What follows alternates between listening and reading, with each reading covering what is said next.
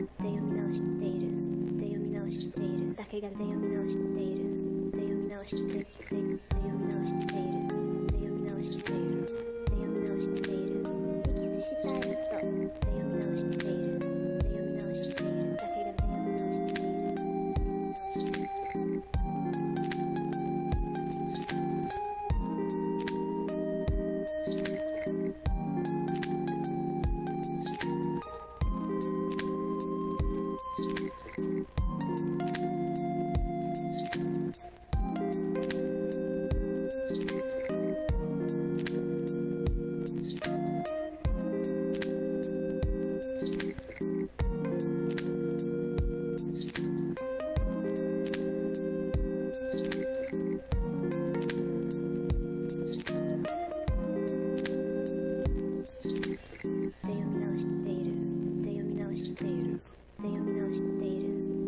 したいとで読み直しているで読み直しているだけがで読み直しているで読み直してで読み直しているで読み直しているで読み直しているキスしたいとで読み直しているで読み直しているだけがで読み直しているで読み直している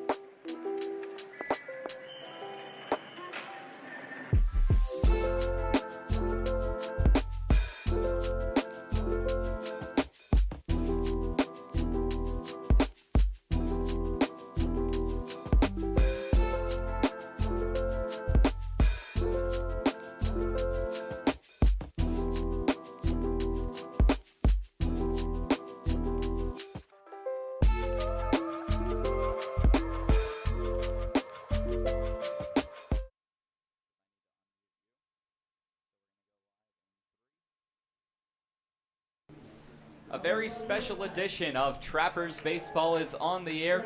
A dual cast with myself, Tyler Katz, the Trappers broadcaster, joined with Sunfish broadcaster David Coyer. David, thanks for joining us on this very special edition of Trappers and Sunfish Baseball this evening. Thank you for having me. I'm really excited. We had the long bus ride. I was about to get set up, and then I'm just like, we have a very special opportunity we could have here. We've played each other 12, this being the 12th time, and I can't believe we haven't done this yet.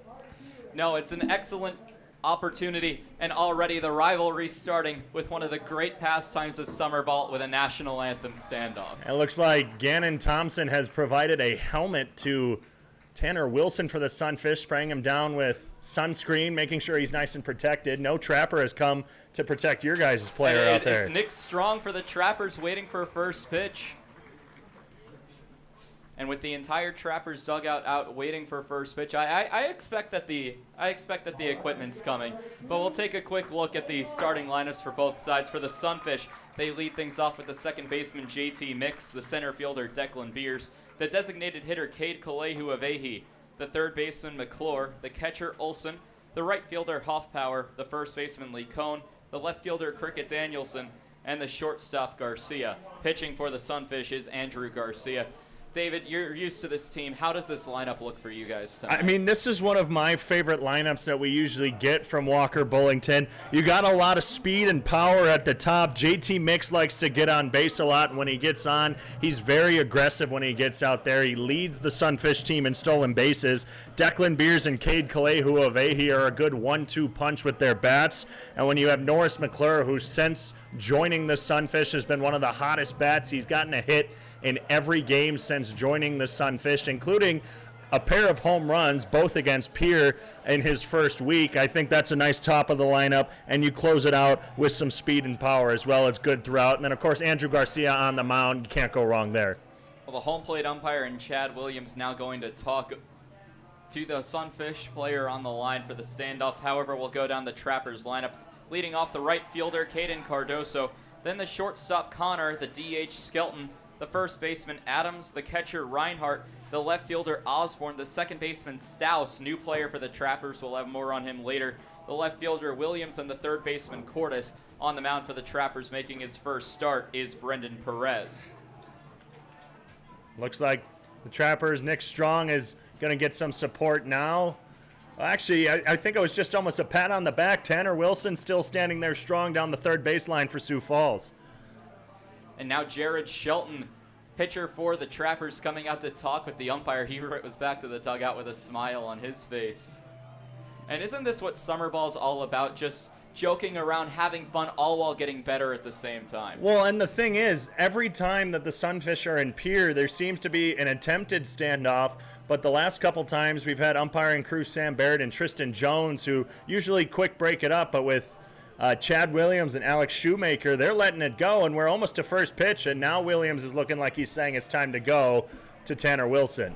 And they typically do go to the visiting team first, which is what we're seeing with the walkover now to the third baseline, which is where the Sunfish dugout is located. As Brendan Perez continues to get warm up, he's making his first start, and he's forced to step off the line by Chad Williams. We've already taken one, David. It seems like you like to see that where you do go to the visiting team, so you let that home team get the win. Well, even when it's happened at Caras Park in Sioux Falls, it seems like the umpires tend to go to the Sunfish. They haven't won a standoff yet, and I need to see one by the season's end. Well, we're about to get underway with JT Mix leading things off. Brendan Perez in his first start carries an 0-2 record with a 12.46 ERA. So we're about to get underway here from Pierre, South Dakota. First pitch swinging will be drilled straight to the second baseman, and Staus' first play as a Trapper is made for out number one, and just a bullet to the second baseman in Staus. And that's what JT Mix likes to do. He attacks at the plate early. He takes those hard cuts, usually hits them to the right side. He's not much of a pull ball hitter. He likes to hit it hard, and unfortunately sometimes he just likes to hit it at the defense. So with one out, with JT Mix lining out to second base, it will bring up the center fielder, Declan Beers. That pitch will be taken and low for ball number one, so now a 1-0 count to Beers. Staus, the second baseman for the Trappers, wearing number 17 this season, as a big shift as Staus is playing near right field. 1-0 chopped foul heading onto Capitol Avenue down the left field line will even the count at 1-1. And Declan Beers, I talked about how JT Mix likes to hit it opposite field. Declan Beers is a pull ball hitter, and that's why you see the shift like that, but that's not all where he can hit. He can hit deep into left center field usually as well. He's done it before with a double against Sewers Valley. Another pitch will go low to Declan Beers, but Staus, a new player wearing number 17 for the Pierre Trappers. Out of Southeast Missouri State, or SEMO, they made a trip to the NCAA tournament this year. 2-1 will be a breaking ball outside. We'll put the count 3-1, so a hitter's count to Beers. Beers has been quite the hitter so far this season for the Sunfish. 3-1 pitch by Perez, swung on and missed. A big swing out of the box by Declan Beers as the count runs full. And Declan usually has a keen eye at the plate, likes to draw the walk, but when he sees a pitch he likes, he takes the hard swing because despite, being a little smaller, he can hit for power. His looks may be deceiving. So full count, payoff pitch coming from Perez will go low, called strike number 3. Two quick outs from Perez and a strikeout looking for Declan Beers. And he does tend to struggle with those inside pitches. Likes to think that they're balls, and unfortunately Declan Beers strikes out looking a couple times this season, and there's one of them in a key moment here in the first inning. So it brings up the three-hole batter and the designated hitter in Cade Kalehuavehi.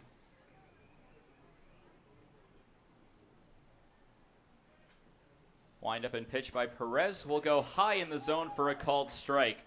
Umpires this afternoon will have Chad Williams behind the plate and Alex Shoemaker, the field umpire. And Cade was on a long hot streak. Fouls that one to the backstop, but he was on a hot streak coming into Pierre just a few days ago. Last week, I believe, was the last time the Sunfish were here in the state's capital, and man, you couldn't cool off his bat, but now since then he struggled a bit against Wheat City this weekend in Carroll, Iowa. We'll see what he can do today. So now an 0-2 count. Perez trying to strike out two, but it will bounce off home plate for ball number one. So far, Perez has been in control of his pitches and has had some good pitches, some of them missing. That's so far been the worst pitch we've seen, bouncing it off the front of the plate. Yeah, he's been hitting the zone, and he did come into relief the last time the Sunfish were in town and was walking a few of them, and the Sunfish were kind of hitting all over him late in the game, but he seems in control early on here. As another one will run high and inside, ball two, ducking out of the way is Kalehuavehi. You know, out of every team on the road that the Sunfish have traveled to, I think you've been handling it. Here in Pierre, they handle Cade's last name the best. It's a tough one. We try.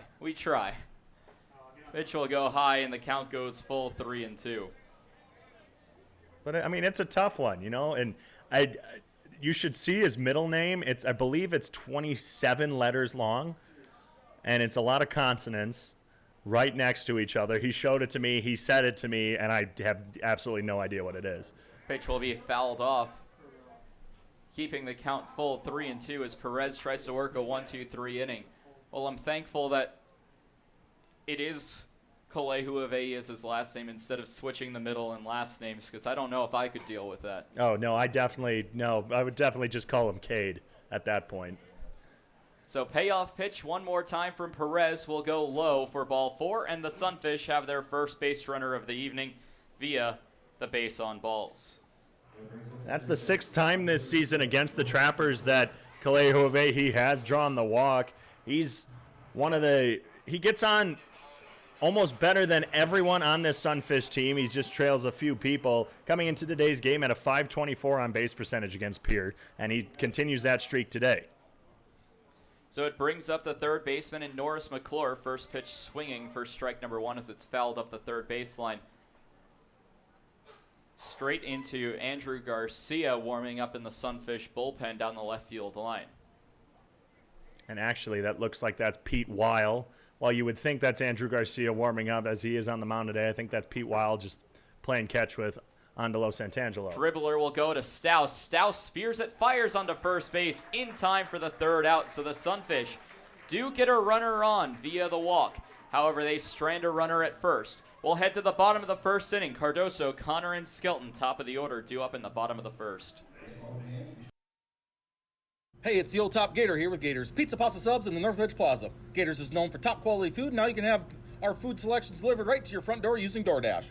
That's right, now you have 4 ways that you can get great Gators food. Dine in, carry out, curbside pickup, and now delivery through DoorDash. Gators has been serving the Pierre area and now Trappers baseball fans since 1987. Gators Pizza Pasta Subs in the Northridge Plaza.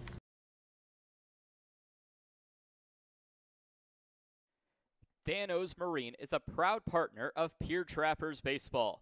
Located at 320 St. Charles Street, Dan-O's provides service on your boat to get you back out on the water in the dog days of summer.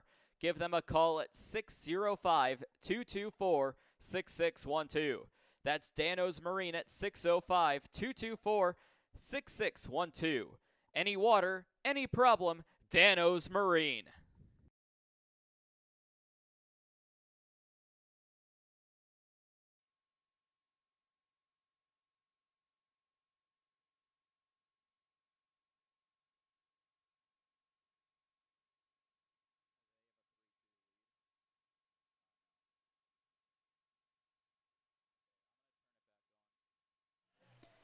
Bottom of the first inning here from Hyde Stadium. Warming up on the mound for the Sunfish is Andrew Garcia. In 4 starts, has a 3-1 record with a 2.61 ERA. Has been one of the better Sunfish pitchers, and the Trappers have their hands full against Garcia tonight. Yeah, Andrew Garcia, AG, as Walker Bullington likes to call him. He started off the season against Fremont struggling a little bit, and I think that was just he was trying to get the cobwebs off, as were a lot of the Sunfish players. He didn't go far. He only went 2 innings against Fremont, but then his next start after that was in Wheat City, and he went 7 innings, retired 16 straight during that game, striking out 9. He's struck out 8 or more twice this season. He's really a strikeout pitcher, and you'll see once you see his fastball. So it brings up Caden Cardoso. Started off this season in more of that cleanup 3-hole spot, especially after homering in the first game for the Trappers against the Hastings Sodbusters on opening day. However, starting in Minot, took that leadoff role, and so far he's done well. His first at-bat as a leadoff batter was a solo home run opposite field to left. So Cardoso leads things off. We'll take the first pitch outside for ball 1.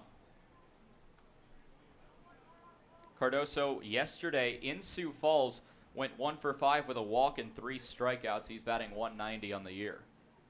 So Garcia winds up and deals a dribbler up the first baseline, but foul will even the count at 1 ball and 1 strike. And Garcia usually likes to attack quickly with that fastball, but then we'll rely on the curveball just to throw him off later in the at-bat. Sometimes when he starts with that breaking ball early, it really throws off the batter, and then he pounds it home with the fastball. So here comes the 1-1. Will be taken on the outside part of the plate. 2 balls and 1 strike as Cardoso goes ahead in the count. Go ahead. Although this is the 3rd game that the Trappers and Sunfish are playing against each other, this is the first game here at Hyde Stadium, and this has been sort of the scheduling that has been made the case, as another pitch will go outside and Cardoso works himself into a hitter's count, 3 balls and 1 strike. It's been the way the scheduling has been all year. Couple games here at Hyde Stadium, 1 game at Caras Park in Sioux Falls. This is the first and I think only time this year that there's a 1-game series at Hyde Stadium between the Sunfish and Trappers. Pitch will go and the leadoff runner will get on board for the Trappers via the 5-pitch walk. And yeah, this is the first time that the Sunfish are on this side of it. Usually the Trappers travel to Sioux Falls for a game before having 2 or 3 here in Pierre. This is the first time that you guys came down to Sioux Falls for 2 games, and now we're making just the 1-day trip up here. But this isn't the last time this is going to happen. Next week, the Trappers come to Sioux Falls for a game before a 2-game weekend series here in Pierre. So it brings up Patrick Connor. Connor only had 1 or 2 games here as a dribbler will head over to shortstop. Garcia picks it up, fires on the mix, onto first base in time, and a big double play for the Sunfish. And it's been against the Trappers that the Sunfish have really utilized that double play. They don't let the first runner really get in their heads, and it was actually back here at Hyde Stadium earlier this season where the Expedition League record was set for most double plays turned in a game, or most times grounded into a double play. The Trappers grounded into 4, which is a season high for Sioux Falls. So with that being said, it brings up Tyler Skelton, who has been a staple in the Trappers lineup, however has not played against the Sunfish in the previous 2 games, both of those games being at Caras Park. His last game was on Sunday against the Sabre Dogs. He went 1 for 5 with 3 RBIs. First hit from Garcia as Skelton shows bunt is in there for a strike as Skelton pulls back. So now an 0-1 count. Big double play by the Sunfish. Eliminate a leadoff base runner. 0-1 goes low. We'll even the count at 1 ball and 1 strike. And it was last Wednesday that Skelton really took advantage of Sunfish pitching. He went up against Caleb Kranz, Andalo Santangelo, and Asante Wilson, and, well, he got on base 3 out of his 5 plate appearances. Check swing. Clear that Skelton went around 1 ball, 2 strikes as Garcia is a strike away now from getting an unconventional 3-batter inning with the double play induced on the Patrick Connor ground ball. 1-2 will be bounced well in front of the plate, evens the count at 2 balls and 2 strikes. I've wondered how other people have called that. Like, I call it the unofficial 3 up, 3 down whenever a base runner gets on and a double play or something is turned. So I like how you said it as well. So now, you know, that's you learn. You listen to other broadcasters, you learn. And when we're doing the tag team broadcast tonight, it's interesting to hear what other people have to say. I'm going to be honest, I don't think I've said it the same way twice. Pitch will catch the strike zone on the outside part of the plate for Tyler Skelton. Strike number 3 called. First strikeout for Andrew Garcia. And the unconventional 3 up, 3 down will end the Trappers' first inning. We're scoreless through 1. Sunfish coming up in the top of the second with the 5-6-7 in Olsen, Hoffpower, and Lee Cohn when we return here on the Pierre Trappers YouTube channel. Wow, Shell's Quick Stop is the place to go for a variety of food, drinks, fishing tackle, and more. Hungry? Come on down for breakfast pizza, burritos, biscuits and gravy, soup, salad, and wraps. Thirsty? Try their hot and cold espresso drinks, lattes, frappuccinos, and milkshakes from the drive-up window. Heading down to the water? Stop by to pick up minnows, crawlers, and leeches to secure the big bites. All of it's down at Shell's at 621 West Sioux Avenue. The Governor's Inn is the exclusive motel partner of the Pierre Trappers. Check out the special Trappers rate for your visit to Pierre and Hyde Stadium this summer. Call 605-224-4200 directly to get the Trappers rate. With free wireless internet, a deluxe breakfast, and an indoor pool and hot tub, there's no reason not to stop at the Governor's Inn.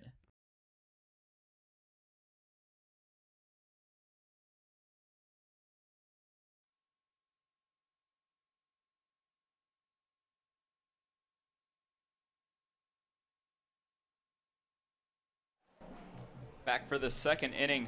5-6-7 due up for Sioux Falls and Olsen, Hoffpower, and Lee Cohn. Scoreless frame for both sides in the first inning. Sunfish and Trappers tied at 0. Both teams getting a runner on via a walk.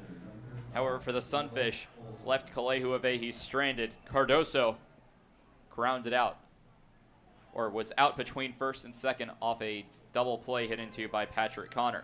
So leading things off will be Will Olsen, the catcher. He's batting .375 this year.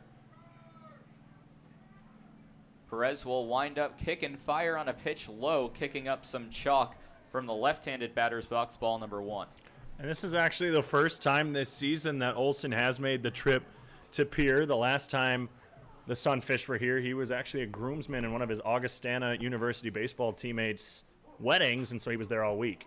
Fly ball to deep left right center field. That one's tracing back and will one bounce off the wall. Rounding first and heading for second. Picking it up now will be Williams, and in there with a stand-up double is Will Olsen. A big hit for the Sunfish to begin the second inning. And Will Olsen, when he makes contact, he hits for power. Usually when we're here at Hyde Stadium, there is a bit of a wind either blowing in or out, but that flag is motionless out in center and all the way off the center field wall, off of his bat, and man, he turned on that one.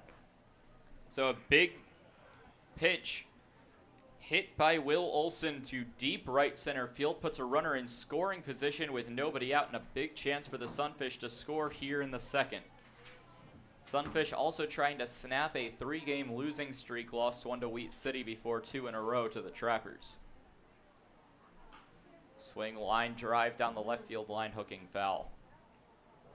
Hoffpower's had a couple of those in the past couple games where he's, first or second pitch of the at-bat, pulls it hard down the left field line, but it goes just foul or hooks out of play, and he just needs to straighten one out, and he'll have a nice extra base hit. Already 1 extra base hit this inning. Previous batter as a pitch will fall in the inside part of the strike zone for strike number 2, as Hoffpower falls behind in the count, no balls, 2 strikes. I've been doing it the last couple of games, but some updates from Omaha, a delay, as the 0-2 will be swung on, chopped off the handle back into the screen, keeps it 0-2. But a delay, a weather delay between the Virginia Cavaliers and the Texas Longhorns. That game did not get underway, so still awaiting first pitch in the elimination game between Texas and Virginia. 0-2, a check over at Olsen, who stands at second. Another one chopped foul, doing a good job of staying alive in the at-bat is Hoffpower. And a word from down on the field for, obviously I'm the Sioux Falls broadcaster. I'll be giving a lot of Sioux Falls information on this broadcast. JT Mix is hoping that game is delayed enough where he can go watch his Longhorns win, his words. Line drive down the right field line. That will hook foul. So Hoffpower's doing a good job of staying alive in the count. Count remains 0-2. But I think that's now 3 straight foul balls, 3 or 4 straight. I believe it's 3 because he started off with 2, and now he's got 3. We're getting the confirmation. It is 3. Look at us being able to count. Love to see it. You know, it's one of the skills you have to learn. 0-2, ground ball will head over to the right side. Picking it up is Cordes, firing across the diamond at first in time for the out. Staying at second base is Will Olsen. One big move for the Trappers is that Braden Cordes, the Rawlings Pacific Junior College Gold Glove winner, moving from the middle infield over to third and making a good play in just his second inning over there. You know, you gave me the lineup before the game. I wrote it down. I didn't even realize that Cordes is over at third. After usually seeing him at short or second, I was just getting used to him over at second base, still up on the middle infield, but having him at the hot corner, yeah, nice grab by him off the hot bat of Zeph Hoffpower. First pitch to Lee Cohn will go high above the lettering. Pierre, only their second time wearing their gold uniforms at home, white pants, gold hats, all gray for Sioux Falls. Gray pants, gray uniforms, gray caps. As I like to call it, the 50 Shades of Gray uniform. Pitch will be fouled back, evens the count at 1 ball and 1 strike. Sunfish fans are used to me saying that because obviously the pants are different color than the jersey, which are different color than the hats, yet it's all gray. Well, I like to have fun. I like to have fun on Sunfish broadcasts. 1-1 pitch will go directly down Main Street. 1-2.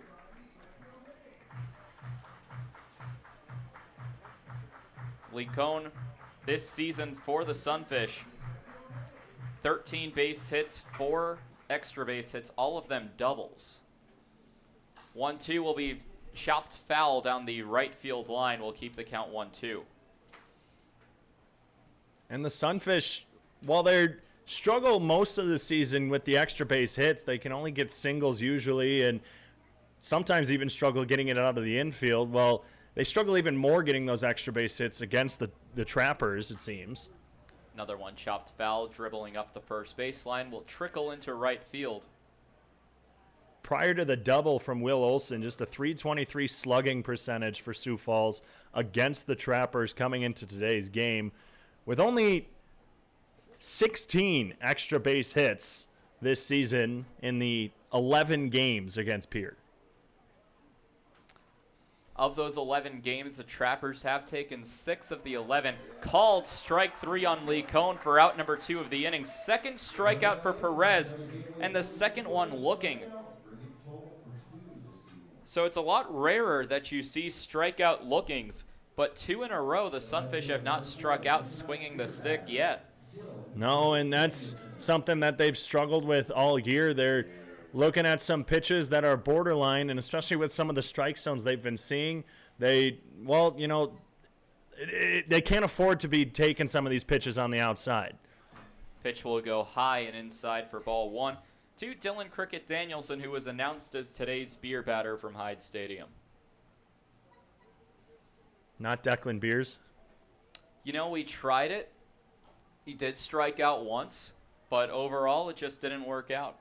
And he's been the beer batter, I think, more times at visiting stadiums than anyone just because his last name is Beers. It makes sense. It really did. First time was in Fremont. I believe it was game 2 in Fremont at the beginning of the season. It was actually by chance, but everyone got a kick out of it once it actually happened. So now a 1-1 count will go to Cricket Danielson. A swing and a high pop fly heading towards the right side of the infield.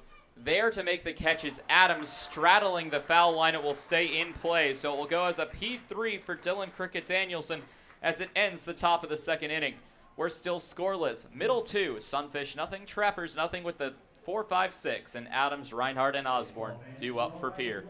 We'll be right back for the bottom of the second here on the Pierre Trappers YouTube channel. Total Beauty and Speedway Laundry are your homes for everything clothing in the capital area. Since 2010, Total Beauty has offered great customer service and competitive prices. Next door at Speedway Laundry, they have you covered for a fast, convenient way to wash and dry your clothes and other household items, including king-size comforters. Visit them at 111 First Street in Fort Pierre. You don't need an illness to need a doctor. You don't need to feel sick to feel better. You don't need to be unwell to get well. What you do need is a primary care provider at Sanford Health. Better healthcare starts with regular wellness visits and a familiar face who knows you, your concerns, and your goals. We're here before you need us. We're here when you need us. We're here after you need us. We're here for you. Find your primary care provider at sanfordhealth.org today.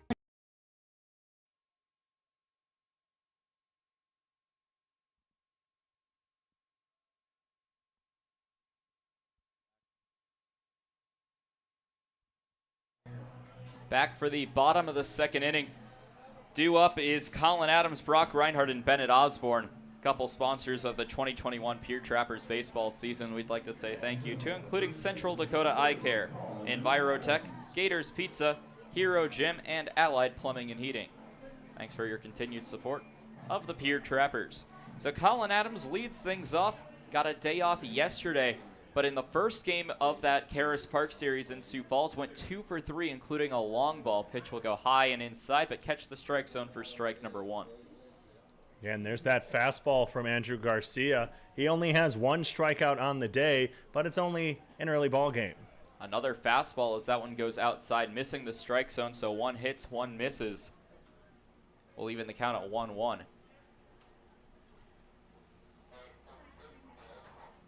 Foul ball will head back into the screen, puts Adams behind in the count 1-2. On a beautiful day from Pierre, wispy clouds in the upper atmosphere, but a mostly clear day. Game time temperature was at 91 degrees, but no wind. So the 1-2 will go low. We'll even the count at 2-2. Where were you getting 91 degrees? My phone's been... Oh, that says Sioux Falls. Look at that. My phone didn't update. It's 80 degrees in Sioux Falls, if you're wondering. That's what I had. 2-2 will go low. We'll put the count full now to Colin Adams, 3-2. Excuse me, 90 degrees and mostly sunny is what I have. So I should have clarified that if your phone isn't on Sioux Falls weather, then it's 90 degrees. Swing and a miss for Adams as he goes down swinging. I was wondering why this was the hottest 80 degrees that I think I've ever felt. It always seems like you guys just crank up the heat when Sioux Falls comes into town. I mean, we had, 3 games that were 100 degrees or more at first pitch. Well, don't sound so innocent. I've been to Karis Park. That AstroTurf just radiates heat off of it. First pitch to Reinhardt will go low after Adams strikes out. And you're not wrong. I have taken BP with the Sunfish, and I regretted it as I was very sweaty afterwards. Fastball will go high and outside as Reinhardt goes ahead in the count 2-0. Reinhardt yesterday went 1 for 3, 2 RBIs, 2 walks. He comes into today's ball game batting .267. 2-0s. Big swing and a miss by Reinhardt. Count will go 2-1. Reinhardt still ahead in the count.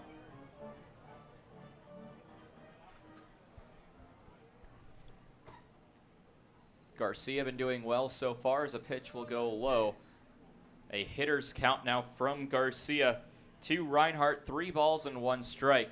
Garcia has walked a batter earlier this ballgame, the leadoff batter of the entire ballgame in Caden Cardoso. 3-1, that one goes low and it's a 5-pitch walk. One of the closer pitches, but it did look like it went just below the knees for ball 4. There were a couple close ones in that at-bat, a couple fastballs that just grazed the bottom part of the knee, that just missed on, well, Chad Williams, he's been typically consistent with his zone all season. He's not a huge fan of the low pitches, usually likes to call the higher ones a little bit. We'll see how he's been calling it today. He's been fairly consistent thus far. Hopefully he keeps that for the rest of the game. So it'll bring up Bennett Osborne. Day off yesterday, 0 for 4 2 days ago. First pitch will miss for a ball as Olsen pops up to check on Reinhardt, who stands at first base. Sunfish didn't have a lot of time with a runner at first base back in the first inning after Connor grounded into a double play to immediately empty the bases again.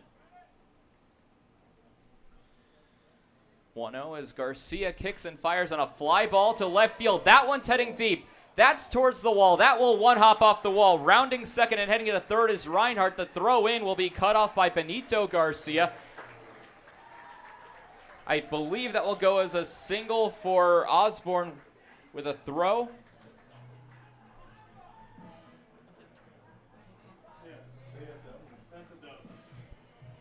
It will be a double for Bennett Osborne. That was a hard hit ball down the left field line. A hitter's park here at Hyde Stadium. 324 to the corners, and Cricket Danielson, who's out in left field today for the Sunfish, having to chase that one down. He's got a strong arm from out there, likes to play the hot corner at third, so he's got a hose and was able to get it in to keep the runners just in scoring position. No one scored. Bottom two as a pitch will go on the low part of the plate for strike number one, and it brings up Ty Strauss. Strauss arrived in Pierre this afternoon and joined the team. He wears number 17 for the Trappers. This year for the Southeast Missouri State Redhawks, or SEMO, batted 176 with 13 base hits. Did get one at bat in the NCAA tournament against Southern Mississippi. He went 0 for 1. And of course, a few other SEMO players. As a line drive is hit to left field, that one will be caught by Cricket Danielson. Coming home is Brock Reinhardt on the tag from third. And in his first plate appearance, Ty Strauss with a sac fly to left will drive in a run. It's 1-0 Trappers here in the bottom of the second. Back-to-back hitters hitting it in the exact same spot down the left field line. Cricket Danielson able to get that one a little bit. He looks hunched over. I don't know if he's out of breath or if he's just stretching, having made 2 long runs, able to get the grab on that one for out number 2 and just allowing 1 run as Bennett Osborne stays at second. So with 1 away now, Osborne at second base, like you mentioned, staying there. Now he's dancing over at second base. The fire from Garcia will go low and outside. And that seemed like a very quick kick and fire by Garcia after checking over on Osborne. Even with runners on, he likes to do it. I know when there's no one on, he gets in his windup, he gets the ball back, immediately sets and delivers on his windup. Even with runners on, he's nice and quick. He quick checks back. If he doesn't think the runner's a threat, he kicks and delivers right away. And there it is again, the 1-0. That one will catch strike zone, 1 ball, 1 strike. That's the thing I've always enjoyed about watching Andrew Garcia pitch, is when he's in the zone, he's in the zone. He doesn't let any scoring really throw him off. He keeps his rhythm, and he just fires as if there's no one on. 1-1 check swing. They'll appeal to Alex Shoemaker, the field umpire, who says strike, 1 ball, 2 strikes.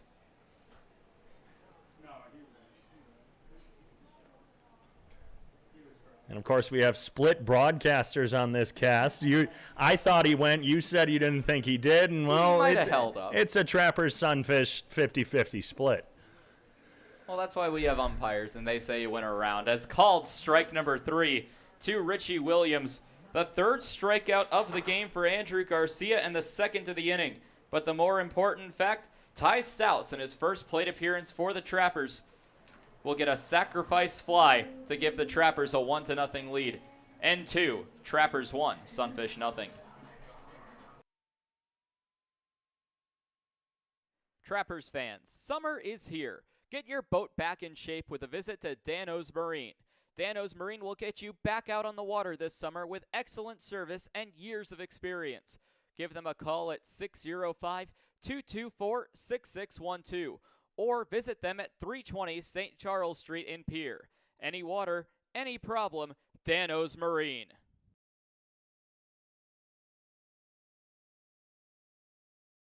Join the Shell's loyalty program and never pay full price for gas again.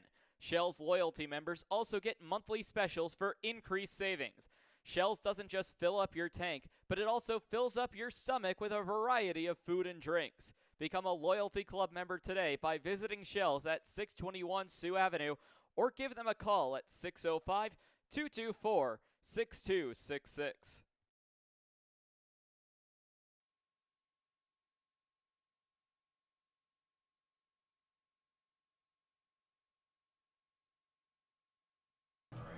Back for the top of the third inning after the Trappers took a 1-0 lead off the sacrifice fly by Ty Stouse in his first plate appearance for the Trappers.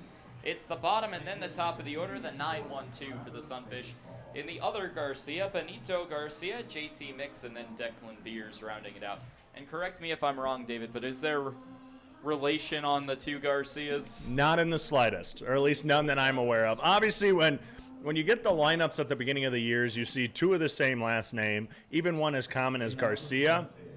You always just think, oh, there's probably some relation, cousin, brother, something like that.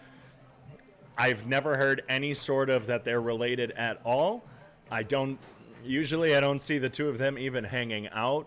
Obviously the team hangs out. There's a little, got a couple different groups that hang out on the road, but I don't think there's any relation to my knowledge, and it's been 24 games for the Sunfish this season. Well, kick and fire on the inside part of the plate for a strike to Benito Garcia, the shortstop.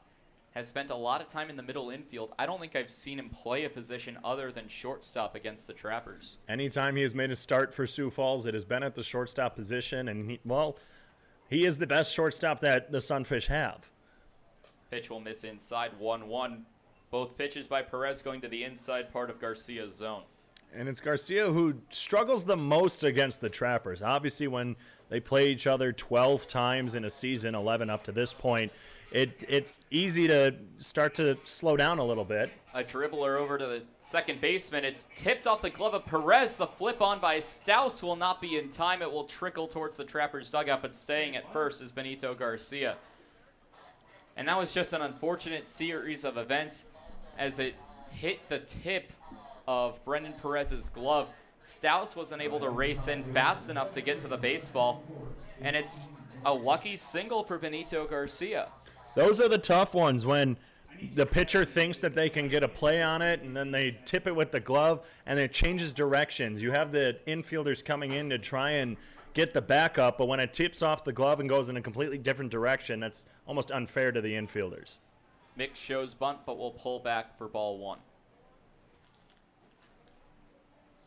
So Garcia stands at first after the infield single. It's been a good series so far. You mentioned 11 completed games. 6-5 Trappers lead as a fly ball will be hit to right field. Hooking foul, it will drop it in foul territory for strike number one. So that evens the count at 1-1, but it's been a back and forth series. 5 games here at Hyde Stadium. The Trappers swept the first 3. The Sunfish returned the favor, albeit in a 2-game series, so it's now a 3-2 Trapper lead at Hyde Stadium.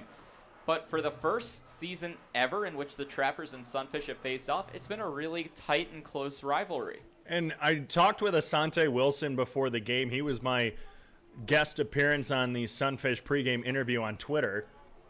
Another pitch will be fouled off for strike number 2. And on that interview, I asked him, it's like, Asante, are you just sick and tired of playing the Trappers? And obviously no harm meant by that, but it's just like when you're playing the same team 12 times in 1 month, out of your first 32 games of the season, 20 of them are against the same 2 teams, the other against the Whiskey Jacks. Swing and a miss by JT Mix as he'll go down on strikes. Strikeout number 3 of the night for Brendan Perez. And he said, well, it is getting a little tiring seeing the same faces all the time, but he mentioned the hospitality here at Hyde Stadium, the meals. I will say, out of all the teams that the Sunfish have traveled to, best meals have been here in Pierre. We had burgers before today. Last week we went to Perkins. It was really nice. Great food provided by the Trappers here in Pierre, but he also just said, well, the Trappers have kind of become our second family this season. I think relationships have been developed between the two teams. On the field, you'll see chirping here and there and a little tension, but off the field, I think they get along just fine. Pickoff attempt put back in safely is Benito Garcia. And David, I think I can say the same thing about interns and us as well. We've grown particularly close on the broadcast side of things. I know when I'm at Karis Park, I feel somewhat at a second home as a swing and a miss for strike number 1 will even the count at 1-1 with the rest of the intern staff in Sioux Falls. So I think the same thing that Asante said for the player side of things can be said up here on the broadcast and intern side of things as well. I think the only relationship that I don't have a good one with is with your guys' baseball ops intern, Nolan. He's usually kind of mean to me, and he's sitting to my right, and he's getting a kick out of that. But nah, me and Nolan, we actually goof off when he travels to Sioux Falls as well, and I can say the same thing. I feel just right at home when we travel here to Pierre. Pitch catches the outside part of the plate, and the count will go even at 2-2. And indeed, Nolan is sitting directly to our right. And of course, I mentioned it at the top of the broadcast, this is what summer ball is about. Not only to get better in every aspect, but to also have fun with it and have a good summer. Throw down to second base will be not in time, a stolen base for the Sunfish as Benito Garcia swipes a bag. And one thing that the Sunfish have done more than any other team in the Expedition League is steal bases. Yes, they have. Very aggressive on the base paths. Very much so. And with the speed on this team, I mean, you got people like Adonis Forte, JT Mix, Benito Garcia leading the way. When you're that aggressive and you can get the speed, get the nice jumps, it's easy. A ball hit over to the shortstop. They tried to throw to third to get the out. Patrick Connor tried to get the lead runner, but instead it will be a fielder's choice in which everybody's safe. And it will be ruled a base hit for Declan Beers. And Patrick Connor, who was just fantastic. I was even saying it on the Sunfish broadcast last night. Was just fantastic at shortstop last night. Just a brick wall stopping anything and everything. Got a nice stop there. And, well, it would have been a tough throw over to first, especially get the quick Declan Beers. So I think it was a smarter throw to go over to third without throwing it away at first. Showing bunt, but pulling back is Kalehu Avehi, who takes a called strike anyway. Big chance with only one out in the inning and a runner 90 feet away for the Sunfish to at least tie this ball game. And that's the thing that the Sunfish have been struggling with is leaving runners stranded, but they've also been struggling with the bunt. The only person who really has had a fairly successful bunting season was Blake Burrows. Well, he ended up having to go home after being injured the last time we were in Pierre, actually. He was hurt during the game. But he was the one who would just show bunt on the first pitch and be able to lay it down every single time. And so the Sunfish haven't been able to make up for that much. An even count will go to 1-1 to Kalehu Avehi, who walked in his previous at-bat. So now a 1-1 count, runners at the corners with one away, a little dribble over to the shortstop, and Connor will fire onto second, over to first. Not in time. The Trappers almost got out of the inning with an inning-ending double play, which would have also saved the run, but instead a fielder's choice for Kalehu Avehi will be an RBI fielder's choice as it drives in Benito Garcia to tie the ball game at 1 apiece. No lead is safe in this season series between the Trappers and the Sunfish. It seems like the lead always goes back and forth, and just when one team gets ahead a little bit, another team will come back and tie it up or even take the lead. We saw that earlier this week in the 2 games in Sioux Falls, especially with that dreaded 6th inning for the Sunfish, in which they've allowed 5 or more runs in back-to-back games in that 6th inning. Yeah, I mean, the only game that really hasn't been close between the two teams was last night. Pitch will go low and get away, but it will be a stolen base for Kalehu Avehi, who gets over to second base. Last night, the Sunfish got their 100th steal in franchise history. I like to say that. It's the inaugural season for Sioux Falls, and all season I've been saying it's the this, and this of the in franchise history, and it's just fun to say, even though it's a very short franchise history. Pitch will catch the outside part of the plate. No balls and 2 strikes with 2 away in the inning. But as I was saying, the one game that wasn't close last night, a 10-run victory for the Trappers in what ended up being their most runs scored in a single inning all season, 8 runs in the 6th inning. Pitch goes low, evens, puts the count to 1 ball, 2 strikes. 2 balls, 2 strikes, excuse me. And if I'm not mistaken, that was the biggest deficit for the Sioux Falls Sunfish. I don't think they've had an 11-run ball game before. Last night was just a 10-run with the 11-1 Trappers victory. It might have been all the way back in Fremont. I'll have to go check my notes just to make sure. Nope, that one was just, actually that was an 11-run victory. Of course, I think it isn't, and then you go back and you think that Fremont, the second game in Fremont, it was 11 runs. 3-2, a dribbler up the first base side will hook foul. Keeps the count at 3-2. Both these teams have had to take on the Fremont Moo. Both teams having similar luck, losing each contest. I know it was the two losses to the Moo that sparked the 5-game losing streak to kick off the season for Sioux Falls. Pitch will go high to Norris McClure for ball 4. Will put runners at first and second with 2 away. Only the second walk surrendered by Brendan Perez so far tonight. And again, the Sunfish with the good eye at the plate. We talked about how aggressive they are on the base pass. Well, when they get on base as much as they do, they came into today's game with 181 walks, which did lead the Expedition League coming into today's game. Well, it's easy for them to be aggressive when they get on all the time. So runners at first and second in an inning in which the Sunfish have already put up the game-tying run to tie the ball game at 1 apiece. It brings up Will Olson 1 for 1 today with a double. First pitch will be a breaking ball on the inside part of the plate, called a strike for strike number 1.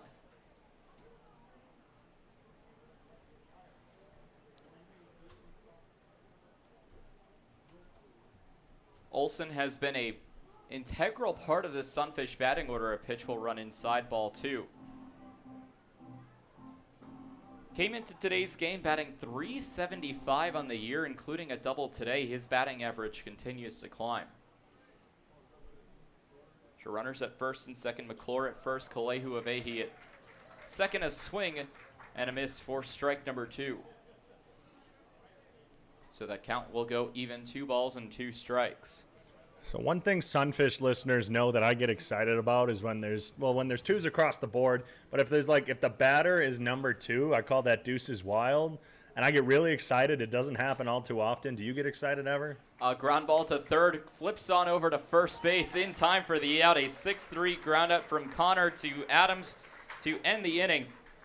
You know, it does excite me a little bit, but I don't think as much as it does excite you. We'll be back for the bottom of the third here on the Pierre Trappers Mixler live stream.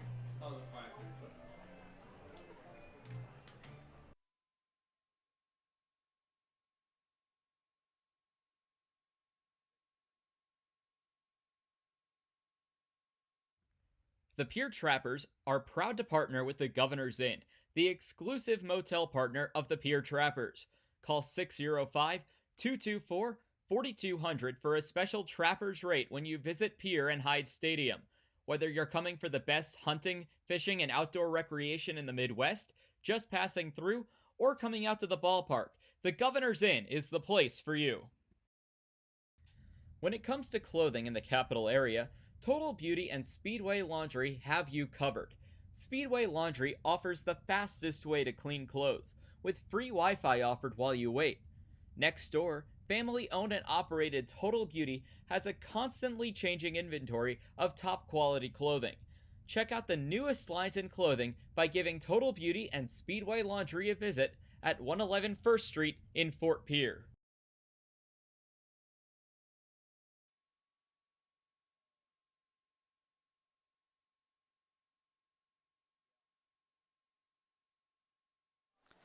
Bottom of the third inning here from Pierre.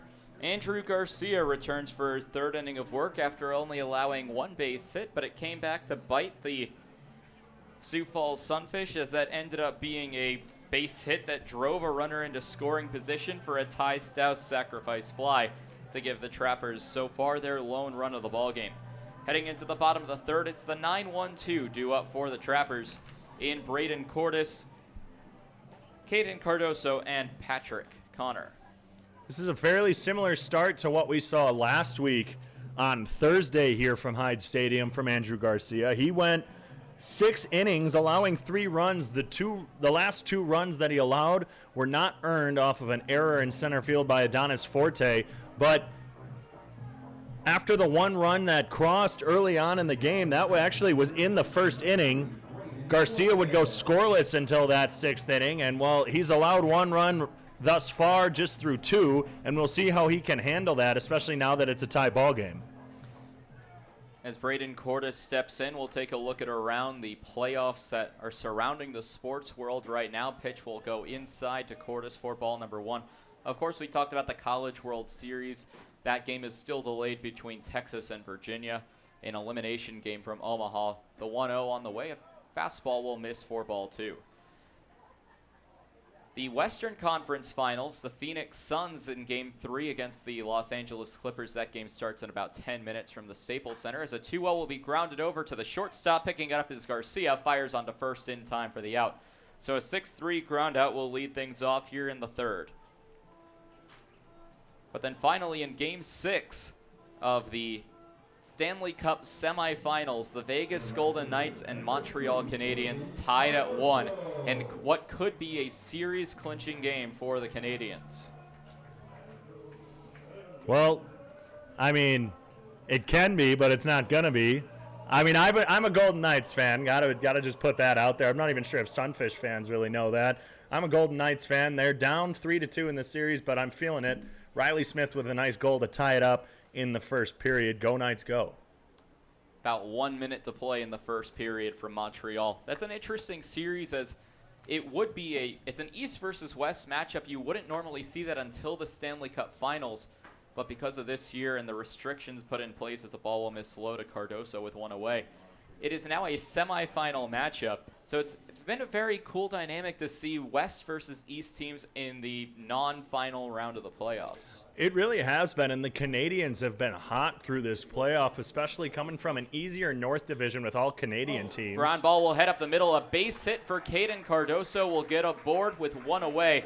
It's a single for Cardoso, who singled in yesterday's ball game as well. That's the second time Cardoso has reached today.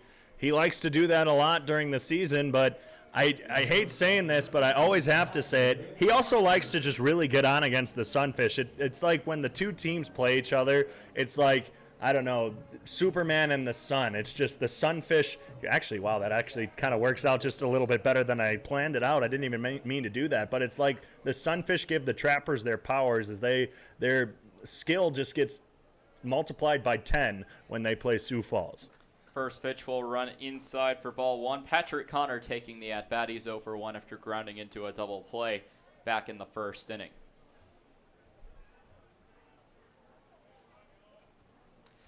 So with a runner on first, the Trappers and Sunfish tied at 1 apiece. Pitch will run high and inside. Connor moving his shoulder out of the way to avoid getting hit by the pitch. 2 balls, no strikes, 1 away, runner on first base.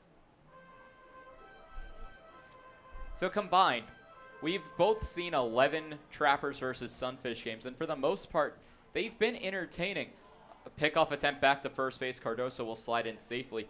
No walk-offs, however. There was that game in which the Trappers scored a run in the 9th inning at Caris Park that ended up being the game-winning run. There haven't been too many games that have been snoozers or blowouts with the exception of last night in a 10-run victory for the Trappers as Cardoso goes. A hit and run will be hit into right field. Diving and not able to come up with it is Hoffpower. Cardoso will run over to third.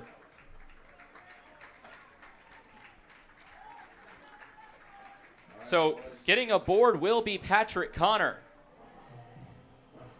It will be ruled a base hit for Connor. Although Hoffpower struggled with the baseball, it will be a base hit. So Cardoso will advance to third, and runners are at the corners now with only 1 away, and this is exactly what I'm talking about, that no part of these games is not entertaining. No, everything, like we said, or I said earlier also, it just goes back and forth. Just when one team might tie it up, the other team, in this case the Trappers, well, they'll go back and score maybe 1 or 2 just to say anything you can do, we can do better, or even better times 3. And we'll see what the Trappers can do now with runners at the corners with 1 out for Tyler Skelton. And Skelton, the team leader, as the runner goes for second base. The ball will get away. Coming home is Caden Cardoso. No throw from the catcher, Olsen. And right there, the Trappers respond an inning after the Sunfish tie the ball game and reclaim the lead. And that's a rare mistake there by Will Olsen. He's usually a brick wall behind home plate. And, well, he lets one get by and, well, lets the lead get back into the Trappers' favor. It's 2-1 Pierre. It will go down as a wild pitch against Andrew Garcia. We'll put a runner at second base. 2-1 Trappers lead. 0-1 to Skelton as taking off for third base and sliding in safely is Patrick Connor.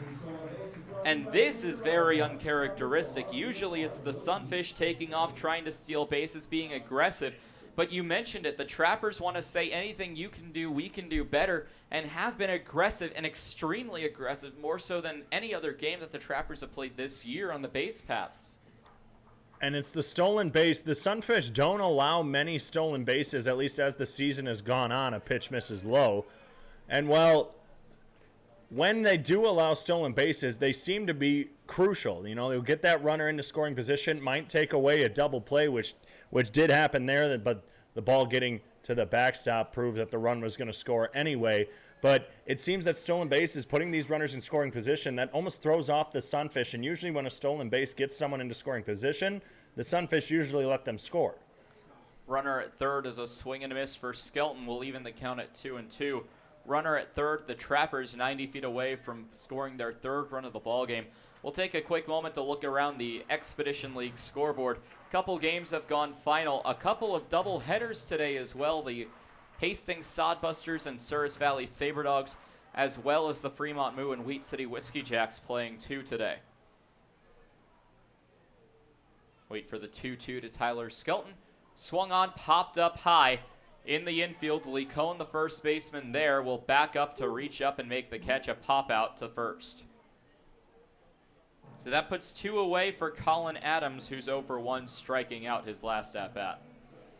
Again, no wind here in Hyde Stadium, but that ball looked like it kind of kept moving as Lee Cohn was rocking back and forth, but able to vacuum that one into his glove for out number 2. And with 2 outs, or the runner on third, the Sunfish almost looked like they might be getting out of this one.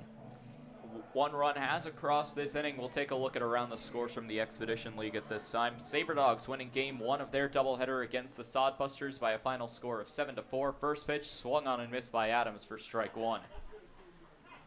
The Whiskey Jacks again upsetting the Fremont Moo. The Moo have now lost 5 in a row, 7-6 the final from Grand Forks. And after an 11-game winning streak to pretty much start the season for Fremont, as a pitch will be fouled off for strike 2, straight back into the screen. This has been very uncharacteristic. Fremont now at 16-8 on the year after the loss. Yeah, it seemed like the Hastings Sodbusters were really the only kryptonite for the Moo, but it seems now that everyone really has been beating them since they got swept last weekend. Pitch will miss as Adams stays alive in the count, 1-2, taking the ball. Elsewhere, top of the second, both between the Tommyknockers and Pioneers, as well as the Big Six and Sasquatch, both those games scoreless. And then finally, a game between the Canyon County Spuds and Casper Horseheads. Pitch goes low in the dirt, a good block by Olson to keep Patrick Connor over at third base. Count will go even to 2-2. That game between the Spuds and Horseheads has been canceled.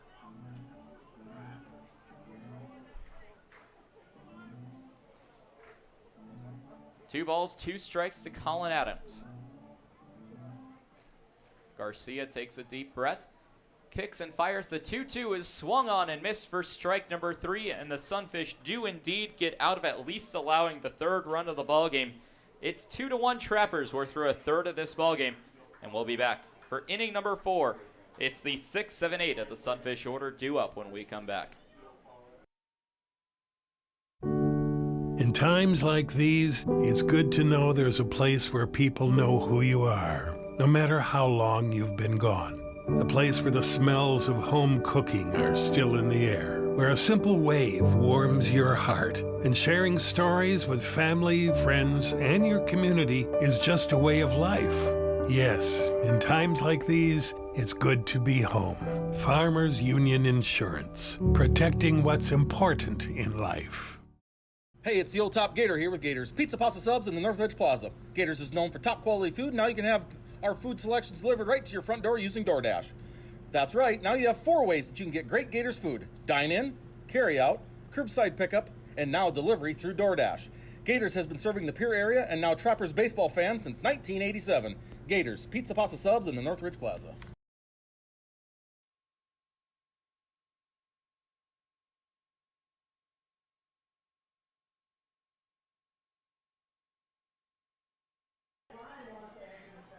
Back for the top of the fourth inning. Perez returns for his fourth inning of work. A couple of sponsors for the 2021 Pierre Trappers baseball season. We'd like to say thank you to, including Chase Auto and RV, Bank West, American Family Insurance, Brittany Shufflebein, Farmers Union Insurance, and Gateway Ford Lincoln Toyota.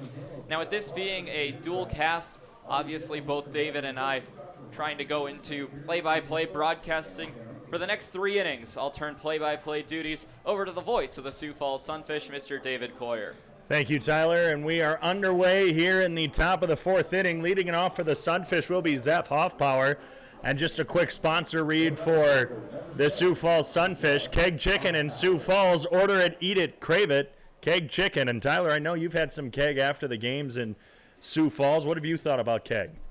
You know, it's pretty good. Got very used to it after the games. We've played 6 games there now, and 4 out of those 6 times we've had it post-game, but a very good option as a pitch will be fouled back into the screen.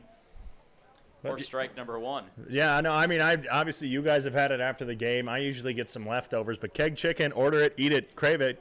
Keg, thank you for sponsoring the Sunfish inaugural 2021 season. Brendan Perez still on the mound as he kicks and delivers. Off-power fouls one high, coming up to the press box, hits on top of the press box. We had a couple people up here trying to reach out, see if they can grab that one, get a souvenir for themselves, but to no avail. Hoffpower is down 0-2 here in the top of the fourth inning. The Trappers lead 2-1.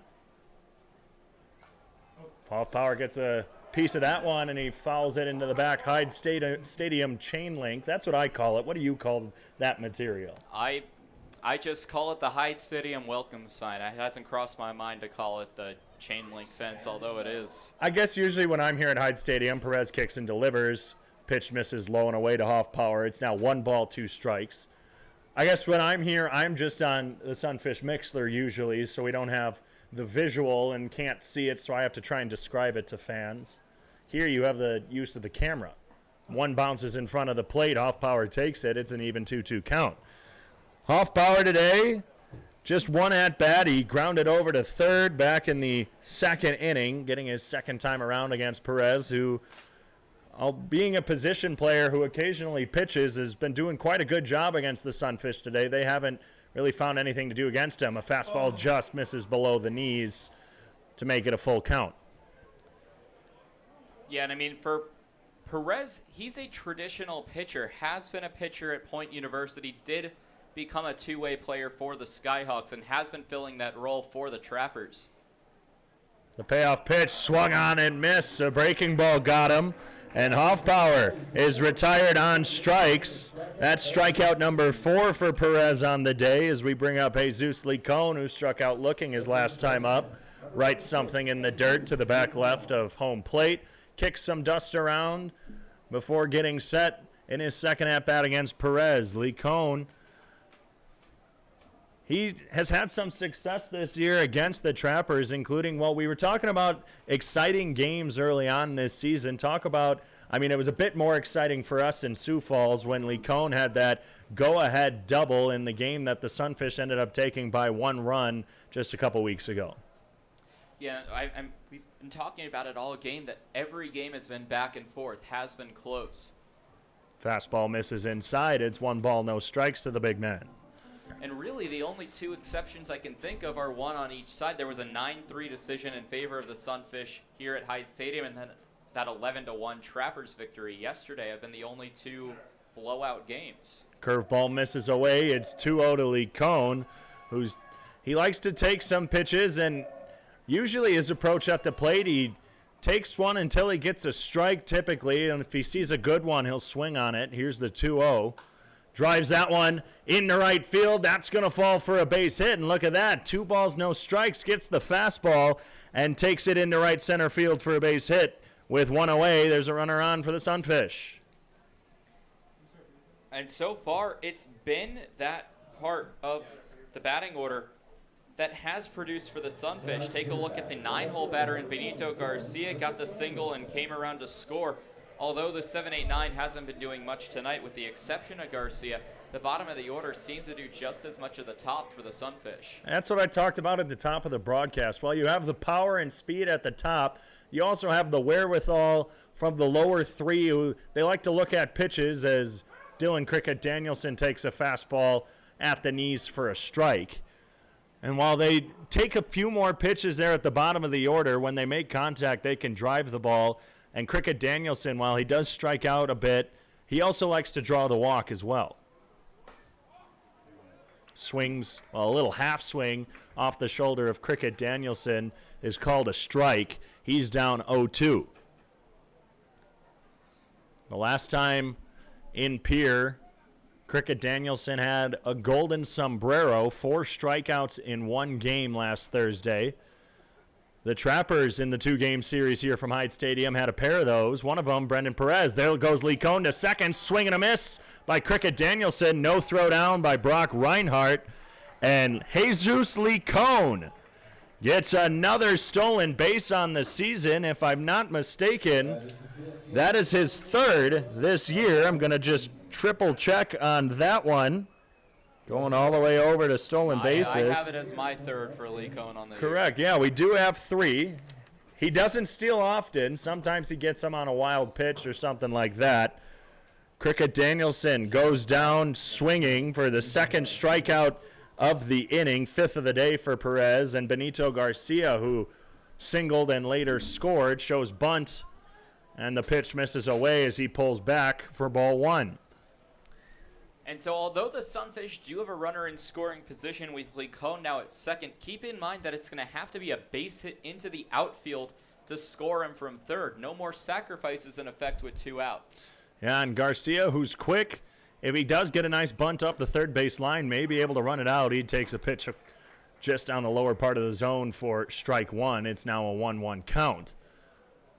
And again, that's the benefit of having that speedy guy in that 9 hole. It's usually been roughly Benito Garcia, Adonis Forte, or even JT Mix in the 9 hole for Sioux Falls.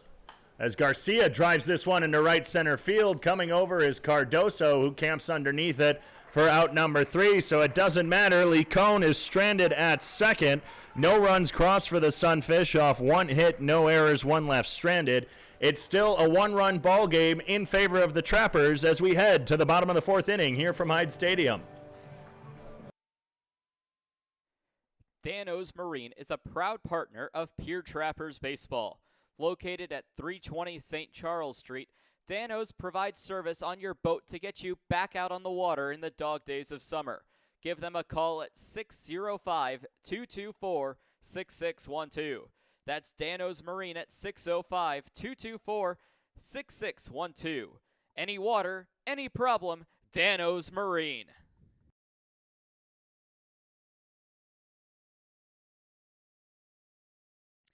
Wow, Shell's Quick Stop is the place to go for a variety of food, drinks, fishing tackle, and more.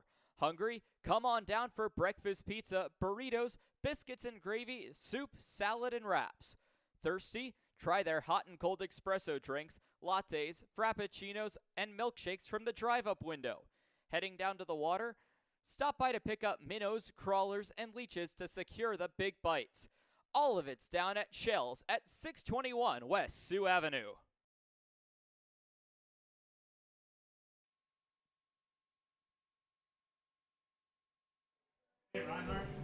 Back in the bottom of the 4th inning from Hyde Stadium in the state capital of South Dakota, Pierre. It's David Coyer. Oh, excuse me, just choked on something. David Coyer, the Sioux Falls Sunfish broadcaster, joining Tyler. I said, oh my goodness, I continue to choke. I don't know if I know how to pronounce your last name. It's simple, but Yeah, do you want to try? Let's try it right now. Kalehuavehi was your bad pronunciation, and I might be our own. Colin Adam, or excuse me.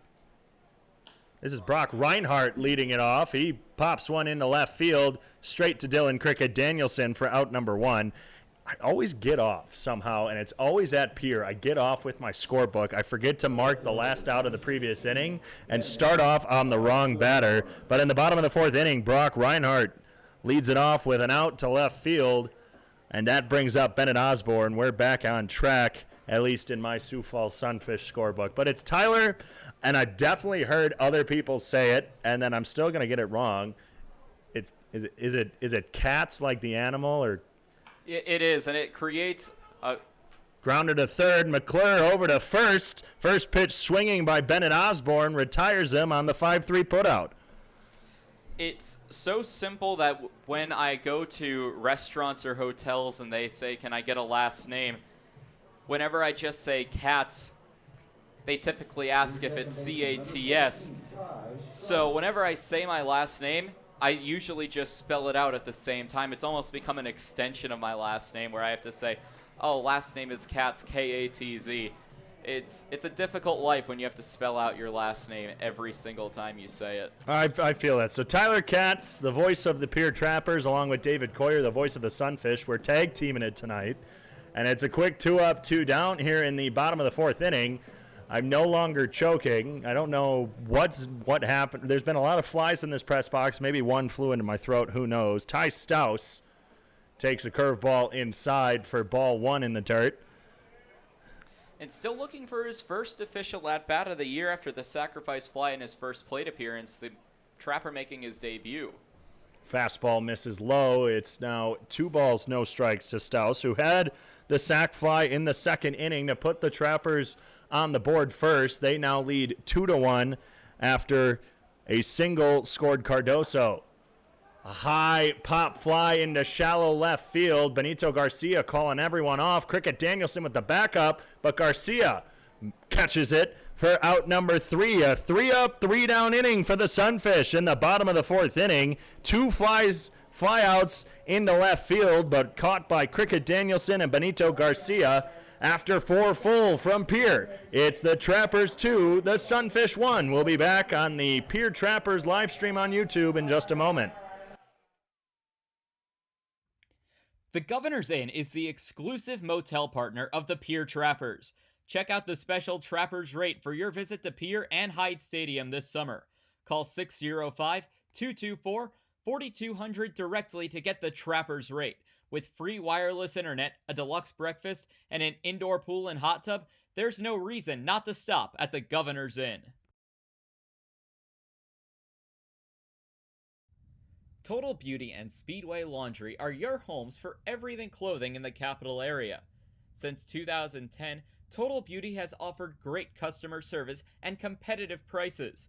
Next door at Speedway Laundry, they have you covered for a fast, convenient way to wash and dry your clothes and other household items, including king-size comforters. Visit them at 111 First Street in Fort Pierre.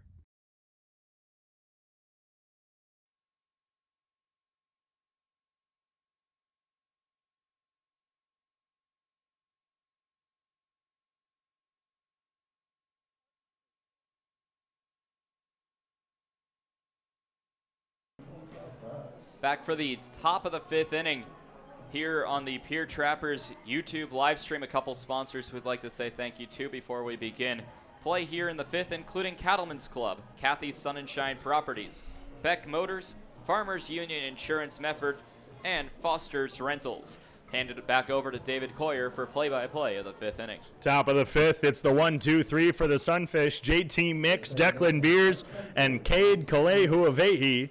And just quick, going back to our conversation from the last inning, it was a very quick bottom of the fourth. You were talking about how you have to say, oh, it's Cats, but then spell it out. Mine's not as bad, but it's always, hi, I'm David Coyer. And then you can always see them go to the C right away. But no, it's Coyer with a K. Breaking ball misses inside to JT Mix. He's ahead 1-0 here in the top of the fifth inning. But it's always, yeah, it's Coyer with a K because for some reason everyone always just assumes it's a C. But otherwise, it's spelt like it sounds, Koyer, and sometimes people struggle with it. Mix gets a hold of this one, shallow right field, going back as Stouse, coming in as Cardoso. The second baseman, Stouse, is the one to make the catch for out number 1. JT Mix has yet to reach in today's ball game.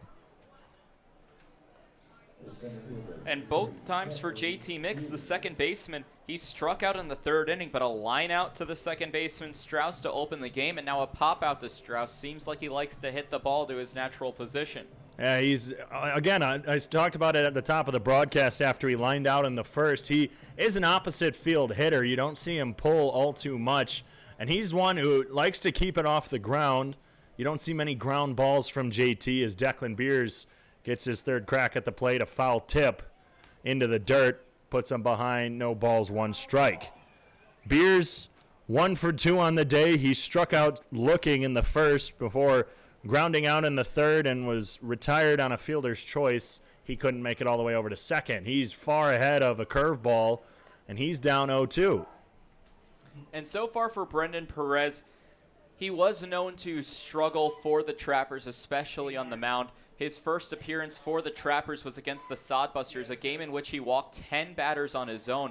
Since then has calmed down, gotten comfortable in a Trappers uniform, and we see it here through 4 complete innings. Heading into the 5th, has only allowed 1 run. Fastball misses high and away to Beers for ball number 1, and Declan really likes to, well, he doesn't, I don't want to say he likes to get behind, but when he gets behind, he likes to come back, and he can make it a full count. We'll see how he battles back here after being down 0-2, the 1-2 from Perez. Oh, instead of battling back, he gets rung up, looking for the second time today. A fastball on the inside corner, called strike 3. That's strikeout number 6 on the day for Brendan Perez, and that's 4 straight retired dating back to that 4th inning, and it's Cade Kalehuavehi, who has reached twice today, a walk, and he reached on that fielder's choice that retired Declan Beers. We'll see what he can do with 2 away here in the top of the 5th inning from Pierre. And one thing I always say when I come here on my broadcasts, and if Sunfish fans are watching, fastball misses low and in. One thing that they can see now if they're watching this is you can kind of see the hills out in the distance. I always love looking at that, especially when the sun starts to set and it bounces off the ones out in right center field and the ones in the distance out in the left. It's just beautiful. Here's the 1-0. Curveball misses in the dirt. It's 2 balls, no strikes to Kalehuavehi. And you know, I was saying it on the last part of the broadcast, and some people might think this is just logistics, but I always think that it's cool. Those mountains on the right field side, that's the mountain time zone. It's 7:15 there. It's 8:15 here in the central time zone. Kalehuavehi swings and misses. It's 2 balls, 1 strike now. No kidding, no. So I was talking about it last time. Some people thought I was crazy for saying it, but it always seems almost like time travel that you can look into a different time zone. You can see where it's a different time than where you are right now. Fastball hits the outside corner. It's now 2s across the board. 2 balls, 2 strikes, 2 outs to Cade Kalehuavehi from Brendan Perez. He already has a strikeout in the inning. We'll see what he does now. 2 balls, 2 strikes. Perez winds and delivers. Grounder, left side, charging in is Cordes, fields it, fires it over to first, but it's wide left. The tag cannot be made by Colin Adams, who was pulled off the base. Cade Kalehuavehi was able to run that one out. I'm going to disagree with that call. I think Adams was able to apply the glove to the runner in Kalehuavehi. You could have seen it differently. I saw that glove make contact with a jersey. There's going to be no complaint from the Trappers coaching staff, and I mean, that's one of those bang-bangs that it's blink and you miss it. Again, maybe I blinked. We're going to be giving that an E5 on the throw. It did pull Adams off the base, so no base hit today for Cade Kalehuavehi, and Norris McClure steps up. He swings through a low pitch for strike 1. And while if the throw had been on line, it would have been a very close play at first. But I think Kalehuavehi might have been out by half a step. The breaking pitch crosses for a strike, and McClure is down 0-2. And, you know, again, it's one of those blink and you miss it. You saw him hit the jersey. I don't have the best depth perception, so I really can't tell at this point. Pickoff attempt. The tag is late by Adams. Yeah, I mean, it's an error on Braden Cordes, who I mentioned earlier is a Pacific Junior College Rawlings Gold Glove winner, which is absolutely nothing to scoff at. In fact, you look up to that. The 0-2 swung on and missed by McClure. He's frustrated as he kind of grips his bat with both hands as he walks back to the Sunfish dugout. Another runner stranded for Sioux Falls. They've left at least 1 stranded in every inning, 2 back in the 3rd. That's a total of 6 left on base for Sioux Falls through 5. Strikeout number 7 for Brendan Perez ends the 5th inning. We head to the bottom half, and we'll see what the Trappers can do when we return on the Trappers live stream. You don't need an illness to need a doctor. You don't need to feel sick to feel better. You don't need to be unwell to get well. What you do need is a primary care provider at Sanford Health. Better healthcare starts with regular wellness visits and a familiar face who knows you, your concerns, and your goals. We're here before you need us. We're here when you need us. We're here after you need us. We're here for you. Find your primary care provider at sanfordhealth.org today.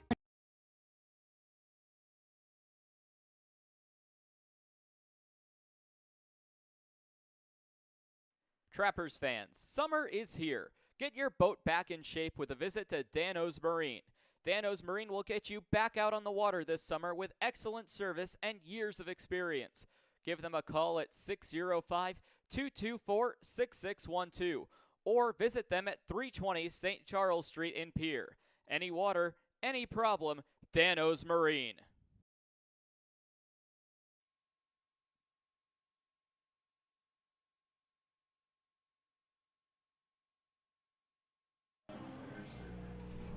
We're back for the bottom of the 5th inning from Hyde Stadium in Pierre, South Dakota. Richie Williams, Braden Cordes, and Caden Cardoso are the first 3 to face Andrew Garcia in his 5th inning of work.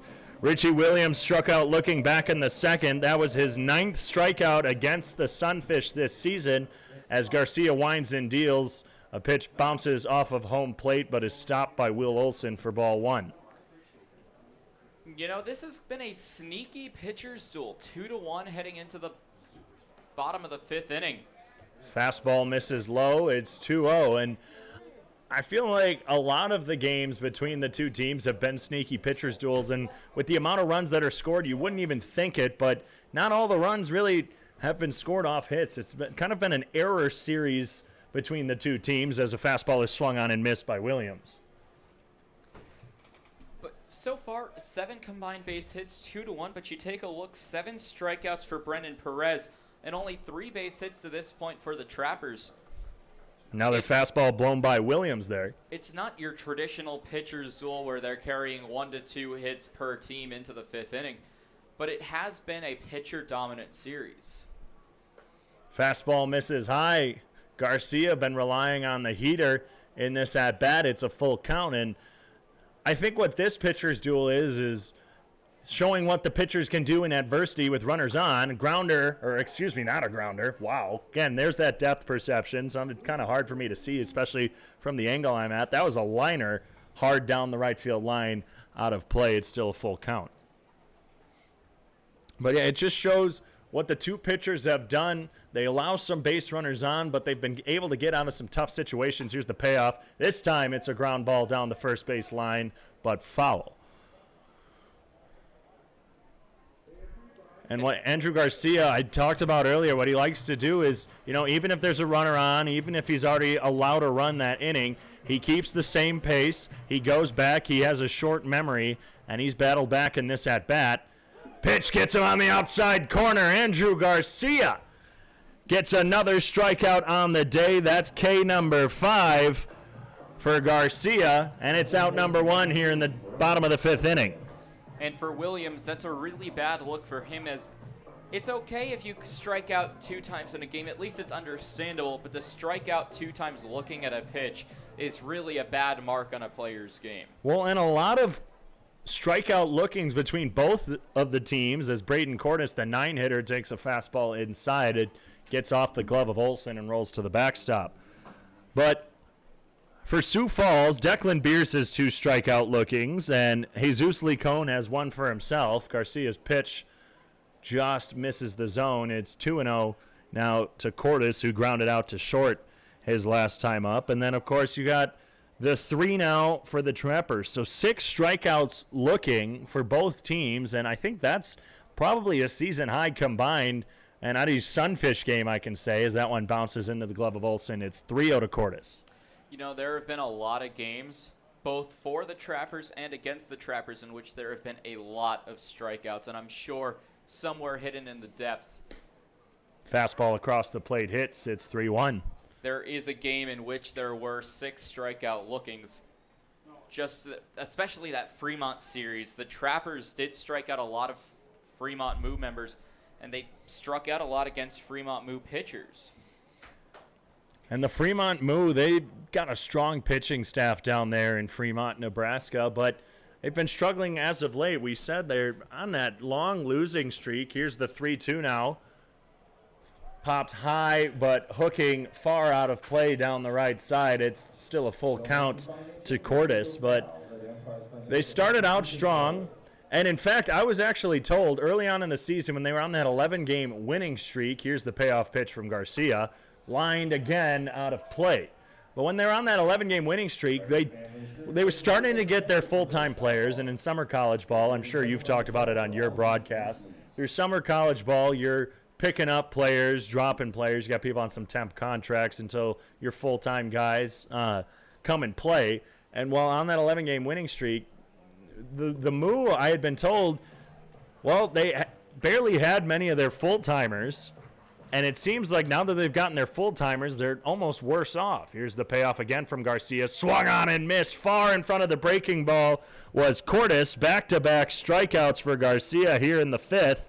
That's strikeout number 6 on the day, out number 2 in the bottom half of this inning. Yeah, for the Fremont, it seemed like the Badlands Big Sticks first off swept them in Dickinson, North Dakota. Badlands was getting a lot more of their permanent players in and seemed to be getting better. So although it was a shock to see Fremont get swept, it wasn't too much of a surprise. They've now lost 2 straight to Wheat City, who's been, to put it nicely, subpar this season. A fastball from Garcia hits at the knees to Caden Cardoso as we're back to the top of the lineup.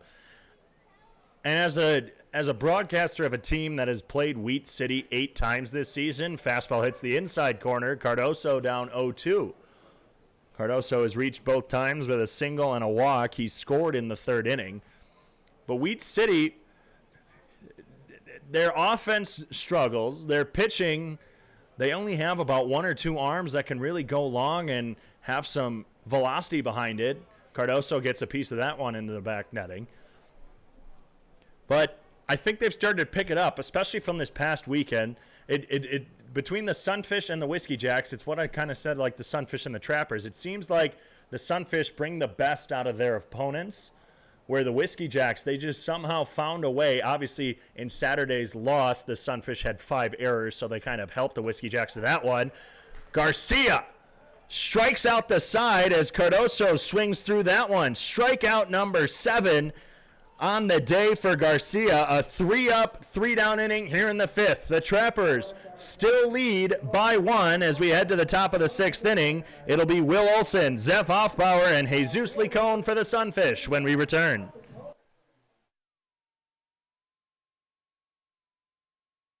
Join the Shell's loyalty program and never pay full price for gas again.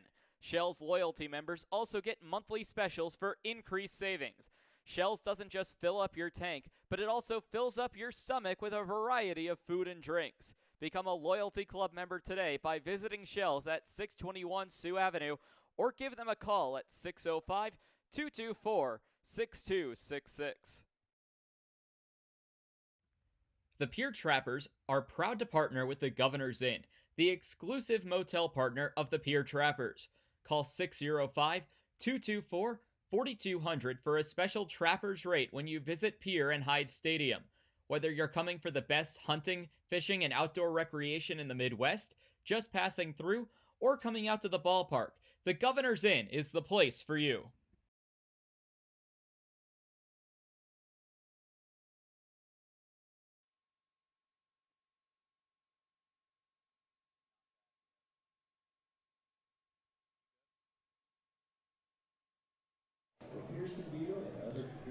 Brendan Perez comes back for his 6th inning of work, far beyond his longest outing this season. And he's had a great outing, and, well, I'd like to think that myself and Tyler have been doing well on this dual broadcast. it was a bit of an experiment. It was kind of last second as well. I was just like, why haven't we done this yet before? And, well, Tyler and I are just like, why don't we just join up on the live stream for the Pierre Trappers? And, I mean, I was saying, because when I come here to Pierre on my Mixler, usually parents like to come and watch the live stream. They like to see the video as Will Olson leads it off for Sioux Falls here in the top of the 6th inning. The Sunfish trail by 1. But usually parents like to watch the video as a ball bounces on the plate, stopped by Reinhardt. It's 1-0 to Will Olson. And so I'm just like, why don't we team up? And Tyler's just like, I don't see why not. And now we're doing it. And I think it's been going well. Comment on YouTube what you think of our dual broadcast thus far here in the 6th inning as Olson swings in front of one. He gets a piece of it, actually, and it's now a 1-1 count. And David, if it's logistically possible, there's one more game that we play at Karas Park. We could perhaps be doing this one more time, but from Sioux Falls. Sunfish general manager Nick Moen does enjoy listening to you. He did tweet out that he was listening to you instead of me. Fastball brushes back Olson. It's 2 balls, 1 strike. He's currently at a wedding right now, so I'm not even sure if he's getting to listen to what's happening here. So if we tell him that this happened this week, when you come to Sioux Falls, he's definitely going to want you on the Sunfish live stream on YouTube. There was actually a funny moment when we were finishing up a series. Olson in front of one, but it bounces fair. The stop by Cordes at third. He threw that from behind third base on the foul line. One an arm by Braden Cordes at third. And Cordes, it just showing why, and I mentioned it a couple of times, but the Pacific Junior College Gold Glove winner was just awarded yesterday, in fact. On the bus, we were checked out of the hotel. We were at the Empire Mall in Sioux Falls on our way to Karas Park when we got the news that Rawlings had named him the Gold Glove winner. But showing why that he can play any position in the infield with a great play on the foul line of third. Breaking ball crosses at the letters for Zeph Hoffpower, who shakes his head. But it's 0-1 to Zeph. And that ground ball was hugging the third base line. Cordes grabbed it just as it bounced over third and fired it over to first to get Olson in time. A fastball brushes back Hoffpower. It's 1-1. He's 0 for 2 on the day with a ground out and a strikeout. The Sunfish have scored 1. They have yet to be shut out this season. And the breaking ball misses inside to Zeph. It's 2 balls and 1 strike. So to continue the story that I had before Braden Cordes made that great play over at third, it was a funny story. We had finished a series at Karas Park, and Hoffpower fouls this one coming our way. That's going to hit the window just to our right in front of the scorekeeper, Nolan. And he's giving a little bit of a wave as if he did something, but he didn't. Anyway, continue. But after that series, he had come into my side of the press box. We're separated between the two sides at the press box in Sioux Falls. 2-2 off the end of the bat into right field. Coming in is Cardoso. He has plenty of time to make the easy catch. Hoffpower falls to 0 for 3 on the day with a fly out to right field. That's 2 straight retired here in the 6th inning for Jesus Licone. So it just so happened that game, our general manager, Miss Kelsey Nash, was there taking a look at how things were going in Sioux Falls, and quick 3-hour drive away just to go and visit the stadium of the Sunfish. And Nick comes over and says, what will it take for me to steal you away from the Trappers and join the Sunfish? And Kelsey was not having any of it. Fastball at the knees to Licone, taken for a strike. Is that the end of the story? Pretty much. I'm just saying I'm pretty locked down here. Well, so he really asked you to come join the Sunfish? Did he make it seem like it was going to be a tandem broadcast? A fastball swung on and missed by Licone. He's down 0-2. Talks didn't really get too far, but no contract negotiations. No contract negotiations. I'm not at a legal ability to disclose that. Here's the 0-2 to Licone. He pokes that one into left field. That's going to fall for a base hit. A soft liner off the end of the bat gets through.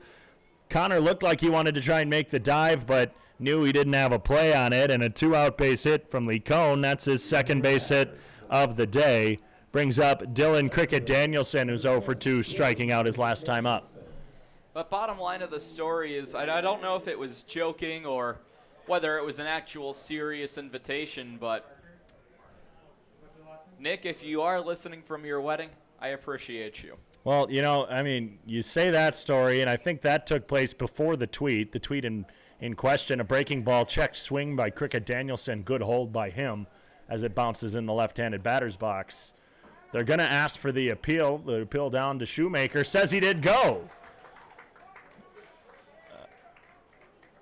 I'm a bit speechless on that one, folks. You look flabbergasted. I could see the shock in your eyes. Usually on check swings, I'm really bad at telling if they win or not, but it didn't look like Cricket Danielson really even took it far off of his shoulder, let alone swing. He swings on that breaking ball that bounces on home plate. It's now 0-2. A questionable check swing call by Alex Shoemaker in the field. It's 0-2 now with 2 outs, runner at first. The Trappers still lead by 1. They scored 1 in back-to-back innings back in the second and third after the Sunfish put 1 on the board themselves in the top half of the third inning. Here's the 0-2. It hits him. And Cricket Danielson slams his bat as he's tossing it back to first. He's staring down Brendan Perez on the pitcher's mound, and now with 2 outs, runners on first and second for the Sunfish. And, well, the ball magnets are in full effect as Dylan Cricket Danielson, the first hit batter today. That's the 43rd time that the Sunfish have been hit this season, far and above anyone else in the Expedition League. And we'll have a mound visit from Coach Monterio May to Brendan Perez after the hit batter. At least to me, Brendan Perez has been pitching the entire ball game, has pitched 2 fair at-bats to Cricket Danielson. Unless there's something that is going down between innings that we're not aware of, that seemed like a really big reaction from Cricket Danielson to just being hit by the pitch, and it could be out of pain, but to stare down Perez, it seemed out of line. It really did, and that's a bit out of character from Dylan Cricket Danielson, who, aside from striking out, when he does show a little bit of frustration when he strikes out, but that's just personal frustration. You'll see that from any batter. When it comes down to the reaction there on the hit by pitch, I think it's just the frustration as Cricket Danielson, that's just his second time this season being hit. The leader on the team is standing on second base in Jesus Licon, who's been hit 5 times this season. And Benito Garcia, who singled and later scored the only run for Sioux Falls as the ball gets by Reinhardt. Both runners are going to advance. And now 2 runners in scoring position with 2 outs on the pass ball past Reinhardt. Garcia, all the way back in the third inning, was the one who scored. He flew out to right field his last time up. Now is ahead 1-0 with first base wide open. And Licon and Cricket Danielson in scoring position. The tying run on third, go ahead on second. Here's the pitch. Misses just off the outside corner. It's now 2-0 to Garcia. And while Benito strikes out a lot, leads the Sioux Falls Sunfish in that category, well, he also walks a fair amount. This time he takes one at the knees for strike 1. David, we were talking about it a little bit earlier in the broadcast, and I do have some bad news as the Montreal Canadiens have taken a 2-1 lead with 5 to go in the second period. Yeah, of course they have. Why wouldn't they? And actually, correction, that was the second time that Cricket Danielson's been hit in the past week. Garcia takes a curveball high and deep to right field. Coming over is Williams, who falls, makes the catch on I'd say that's somewhat of a diving catch. He tumbled, but he makes the grab, saves 2 runs from scoring as 2 are left stranded on the dive by Williams. No runs cross off, 1 hit, no errors, 2 left on base for the Sunfish. It's still a 1-run ball game as we head to the Trappers' half of the 6th inning after this.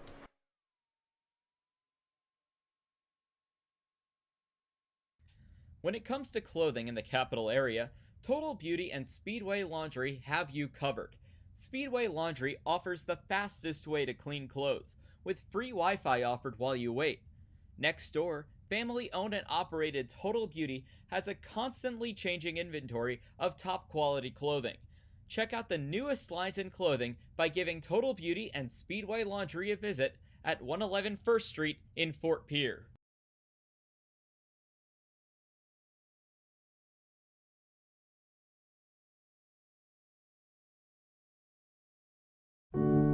In times like these, it's good to know there's a place where people know who you are, no matter how long you've been gone.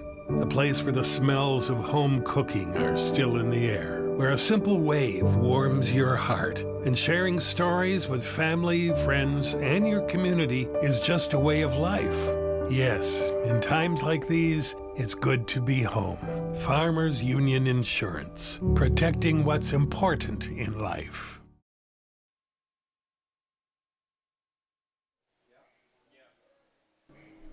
Patrick Connor will lead it off against Andrew Garcia, who's now in his 6th inning of work. His longest outing was a 7-inning ball game as he bounces one past the glove of Will Olson for ball 1.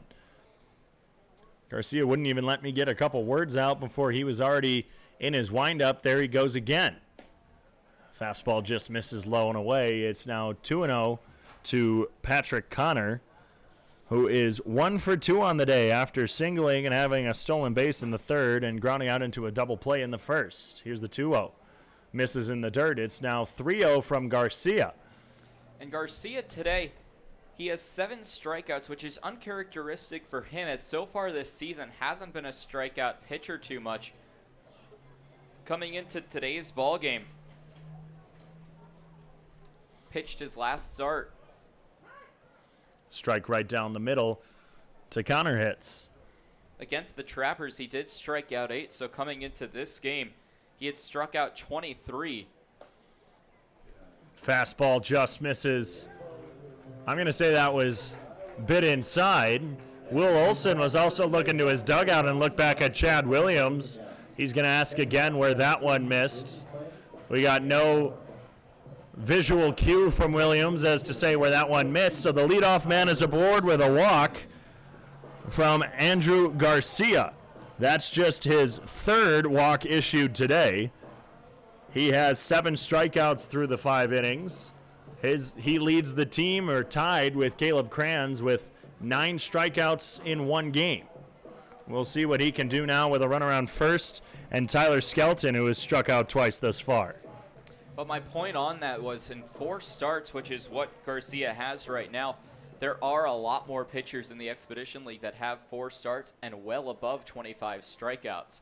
So although he is getting more comfortable in a Sunfish uniform and is striking out more per appearance, he hasn't really been known for his strikeout ability to this point in the season. Fastball misses inside and a pop-up by Will Olson. No throw down to first. But in Andrew Garcia's defense, in his first game, just 2 innings against the Fremont Moo, Garcia, who winds and delivers a foul by Skelton to the back netting, evens the count at 1. There's a little child just directly behind home plate who, on that foul ball, with how fast that one came to the back netting, it came in on the netting and almost hit the kid, who is now being picked up by what I'm going to assume is his father. Pickoff attempt at first. He got him! Andrew Garcia with the tag from Jesus Licon picks off Patrick Connor at first base for out number 1. And that is the first pickoff attempt of the season, or first successful pickoff attempt of the season for Andrew Garcia. And we have 1 away with 1 ball, 1 strike to Skelton. And what I was getting at before that happened, we had the kid down there and the pickoff attempt. Here's the 1-1, fastball misses low. In that first start against the Fremont Moo, when Garcia was getting the cobwebs off, he just went 2 innings and only struck out 1. So you take that off of there, and through 3 games, I think you said 25 strikeouts through 4. Pitch misses high and in. It's 3 balls and 1 strike to Skelton. So you say about 24 strikeouts through 3 games. I mean, that's 8 strikeouts a game, which is not bad, to say the least. We're going to have a mound visit, Will Olson, to calm his pitcher. No, and in fact, you raise a very valid point in the fact that there was only 1 strikeout in 2 innings. That does count as a start. So when you do average that out and take away that 1 strikeout performance, and you do average to around 8, which is more so what his actual average has been, including striking out 8 his last start against the Trappers, it's making a lot more sense, and he's struck out 7 tonight. So I appreciate you making that the point and correcting me on that. No, I mean, it's sometimes you just it's those short starts, especially at the beginning of the season. A swing and a miss by Tyler Skelton makes it a full count. And again, and that happened with, I don't know if it happened as much with the Trappers. I can only speak for the Sunfish. Even hitting-wise, it took a bit for Sunfish hitting to warm up. Some of these guys, just to name a few, Mitch Stone, who in his first start struggled a little bit, but any start after that, he's been the ace for this Sunfish team as Garcia lost Skelton, and back-to-back walks issued with just 1 out here now brings up Colin Adams. But some of these guys hadn't pitched in, a year, maybe even a year and a half due to COVID-19. So it took a little bit to get back in the groove of things, and Garcia, one of them, who just needed a game to get back into it. And while Mitch Stone might be the ace of this team, Garcia is a very strong number 2 in the rotation. And we saw Stone earlier this series against the Trappers. Unfortunately for him, he went just an inning too long and ended up being lit up for 8 runs that game against the Trappers. Trappers having a little more trouble scoring today against Garcia. They've put up 2 on the board. And Adams takes a ball inside. Here's Garcia again. A fastball actually a very late strike call by Chad Williams as the fastball hit the corner from Garcia. It's 1 ball, 1 strike. The Trappers still hold the 2-1 lead over Sioux Falls. Garcia's already had a pickoff in this 6th inning, on the first batter, Patrick Connor, who walked and was picked off at first base for out number 1. It's now 2-1 as the pitch misses. A double play already in today's game off the bat of Patrick Connor. Adams takes a pitch just off the plate. I don't know, do you see that missing low? I see that at the knees. I also had that as a strike at the knees. Sometimes it's these low and outside pitches that some Expedition League umpires aren't too keen on calling. Here's the pitch, misses in the dirt now as Garcia is looking to be just a tad bit gassed on the mound, it appears. He walks forward and gets the throw from his catcher. 3 walks issued this inning after only allowing 2 walks in innings prior to this one. The first 5, just 2 walks.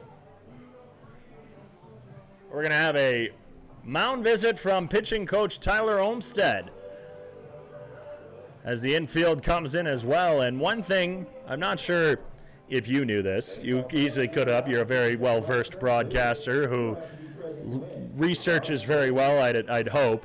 Tyler Olmstead just finished up his career as a South Dakota State Jackrabbit. You guys have a couple Jackrabbits on the Trappers, and, well, I've actually talked to Tyler about some of your guys. It's just kind of fun because, well, he was almost their mentor. You got a lot of young guys from SDSU, and Tyler was just telling me, it's like, well, I don't know them all too well. They were still his teammates this year. Clay Odenbach, a pitcher. Brock Reinhardt, who's behind the plate, and one of the SDSU Jackrabbits. I'm not sure if you were aware that Olmstead went to SDSU. I had heard it. I had forgotten about it until now, and the Trappers do have another South Dakota State Jackrabbit set to join them this season. Has not gotten with the Trappers yet. That will be John Baker, another SDSU pitcher later this year. Something to look forward to for Trapper fans. Pitch from Garcia, misses low and in to Brock Reinhardt. And what so are the you odds? You have to wonder if Olmstead is coming out to talk about how to pitch to Reinhardt since he knows his tendencies. I'd have to say I highly doubt that, but you couldn't be far off. I'm not saying that's completely out of the picture as a fastball misses inside. It's now 2 balls, no strikes. I'm not saying you could be completely off. All I'm saying is it can't be wrong because there was a game in Fremont. They have a pitcher from Central Arkansas, coach of the Trappers, Ontario May, coached at Central Arkansas, knew some of the pitcher's tendencies, and coached his batters on it. Here's a grounder to the right side. That's through for a base hit. Skelton around third. The throw in from Hoffpower sails over the head of Garcia, bouncing into the glove of Norris McClure at third. A one-out single from Brock Reinhardt. If Tyler Olmstead gave Garcia some tips, well, they were all for naught as Skelton scores from second. Colin Adams just held up all the way out there in scoring position at second base. Reinhardt with the RBI single makes this a two-run ball game in the bottom of the sixth inning. And you know, just as I was about to say this could be a scoreless third of the ball game in the fourth, fifth, and sixth, the Trappers go ahead with an RBI single by Reinhardt to bring another one in. And here's Bennett Osborne, who swings through a pitch for strike one. And this is what the Sunfish have struggled with all season. They have a nice start from their pitcher on the mound, usually Garcia, Stone, more recently Matt Hess, one time in Pierre, Griffin Hassel. And it's the bats that just can't support their pitching. A check swing, slow roller to third. McClure over to second. The turn from Mix, not in time. So just the 5-4 fielder's choice gets Reinhardt at second. And Osborne safe at first on the fielder's choice. Puts runners at the corners with two away. And I always mention it because I feel like it's worth mentioning. Now with 2 outs in the inning, with a runner at third base, typically could come home on a ground out, even a double play if there's no outs in the inning. But now with 2 outs, that runner needs to get aboard, whether that be a walk, a hit by pitch, an error, a base hit, to at least extend the inning and score the run. Pickoff attempt at first. There's already been a successful out recorded off the pickoff by Andrew Garcia to lead off the inning. Patrick Connor was the one who was caught. This time it's no good. Trappers fans know well, opening day they walked off the Hastings Sodbusters on what ended up being a game-winning error. Pickoff attempt again. Lee Cohn applies the barehanded tag with the ball. I don't know if you noticed it. I see Jesus all the time over at first base. I'm not sure if you have picked this up. He does it a lot against the Trappers too, where he'll try and do a quick hidden ball trick. He'll pull a Todd Helton, fake the throw back to the pitcher. This time a tag, very close, similar to that of the one of Patrick Connor. Lee Cohn with his hands extended. He gives a little with a hand flip. That one, man, I thought that was close. That looked very, very similar to the tag to Patrick Connor that got him.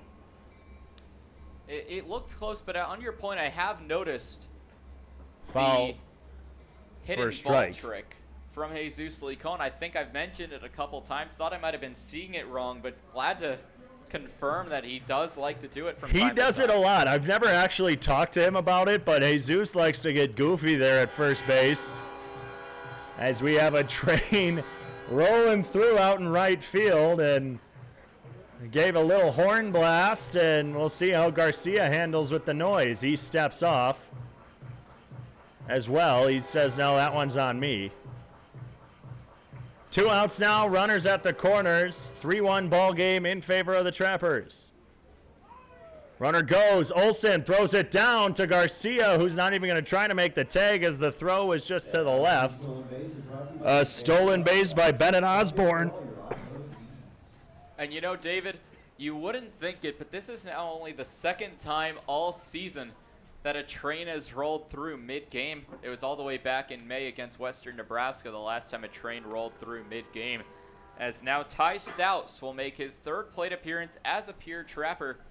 He has an 0-2 count on him with 2 away, trying to get his second RBI after a sac fly. My apologies on that one. Again, something got caught in my throat. Runners in scoring position. Here's the 0-2. Swung on and missed. Garcia slams the door with his 8th strikeout of the day. That's the 3rd time this season Garcia's gotten up to 8. There was some action in the bullpen for the Sunfish. It looks like it might be Kenny Dutka. We'll see if that's it for Andrew Garcia on today. But right now, one more run crosses off of 1 hit, no errors.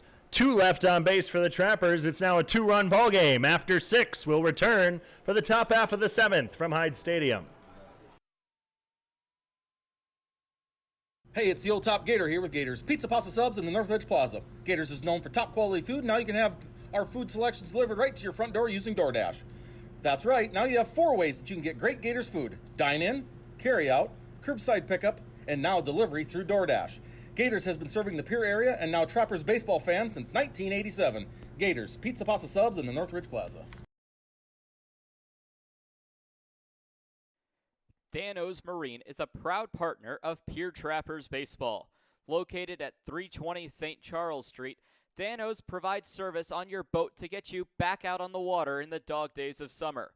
Give them a call at 605-224-6612. That's Dano's Marine at 605-224-6612. Any water, any problem, Dano's Marine.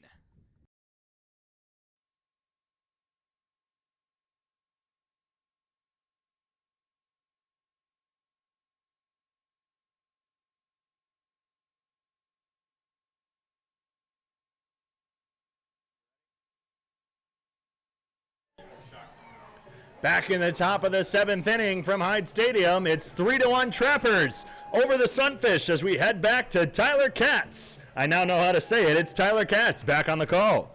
Thank you, David. Great job in the middle half of this ball game. Unfortunately, only one run that you get to call, and it was in favor of the team that you're not the broadcaster for, but that's baseball. As a new pitcher will check in for the Pierre Trappers in number 26, Parker Lewis. Lewis so far this season has been a good arm for the Trappers, struggled in a couple of outings, but overall has been a solid and reliable arm for the Trappers throughout. Lewis in 5 appearances has a 10.80 ERA in 5 total innings pitched, as it's the top of the order due up for Sioux Falls.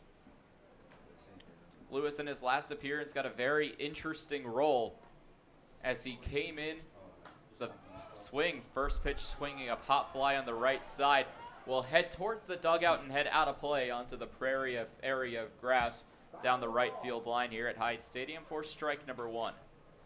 But at a very interesting role against the SaberDogs, the Trappers experimented with using an opener. They had to pull Noah Borwich, who started that game.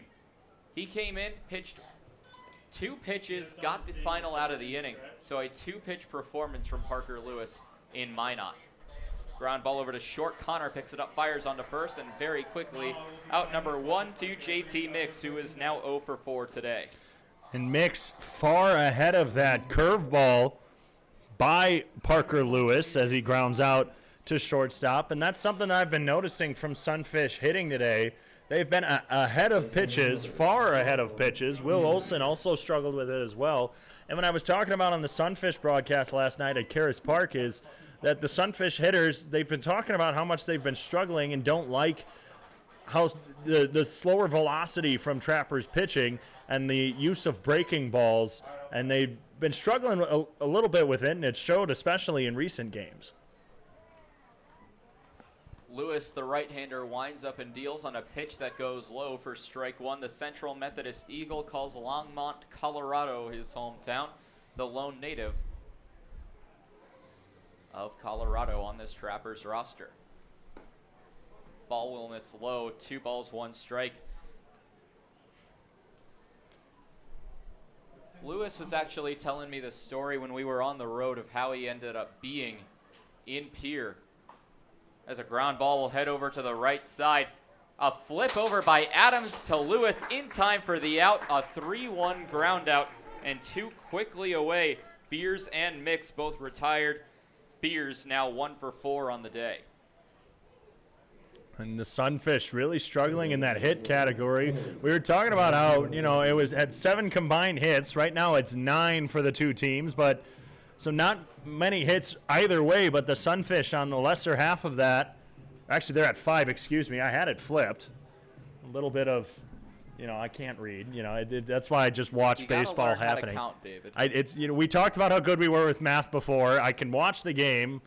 I can say what's happening. Like, look, there was a strike that was right across the chest. It's now no balls, 1 strike to Cade Kalehu-Avehi. But when it comes to actually reading things on the scoreboard, that's a little more of a challenge.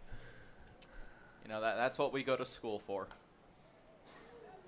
This pitch will be fouled back into the screen and roll into the crowd. But To continue the story of Parker Lewis, he meant to open up a smoothie shop in Colorado, did not end up getting the lease for the building in time, not until August, said, I have time to play summer ball, and not even 3 hours after that as a pitch will be taken outside and dropped by Reinhardt, ball number 1.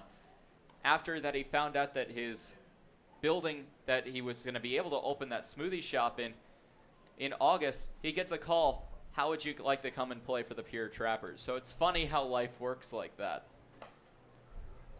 Pitch will be taken, evening the count at 2-2. And it definitely it's interesting when some things work out well. Like you get something like that where it's like one thing goes wrong, another door opens. As Kalei Huawehi follows that one to the backstop. It's that, or it's sometimes you take an opportunity, but then a better opportunity actually opens up itself, and you just miss it that much. But good job for Parker Lewis, or good opportunity for him. Down the center of the plate, and that's another pitch in which the crowd here at Hyde Stadium is reacting, wanting the strike call. And I'll turn it to you. Did you have that pitch as a ball? No. That's all I'm going to say. Get there, Osborne. Fly ball into left field. That will drop in front of Bennett Osborne, and a base hit for Kalei Huawehi, taking advantage of his second wind. And Cade, I might as well return the favor. You asked me last inning for a strike ball call. Might as well do the same and return the favor. Oh, absolutely. No, and I'm brutally honest, and I like to be brutally honest both ways. When it comes to a strike somewhere, it's like, I'm not sure where that one missed. But Cade Kalei Huawehi has reached every time today. Norris McClure brushed back on that one.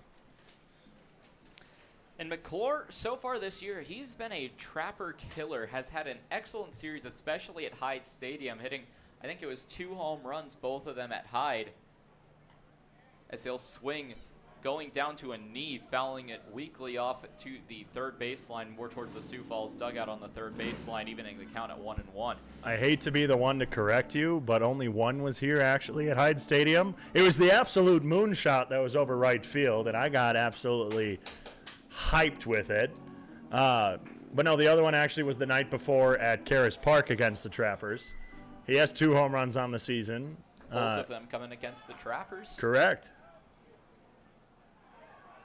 Throw down to second base on the stolen base. Tag not in time as Kalei Huawehi will steal his second bag of the evening. Stole one back in the third.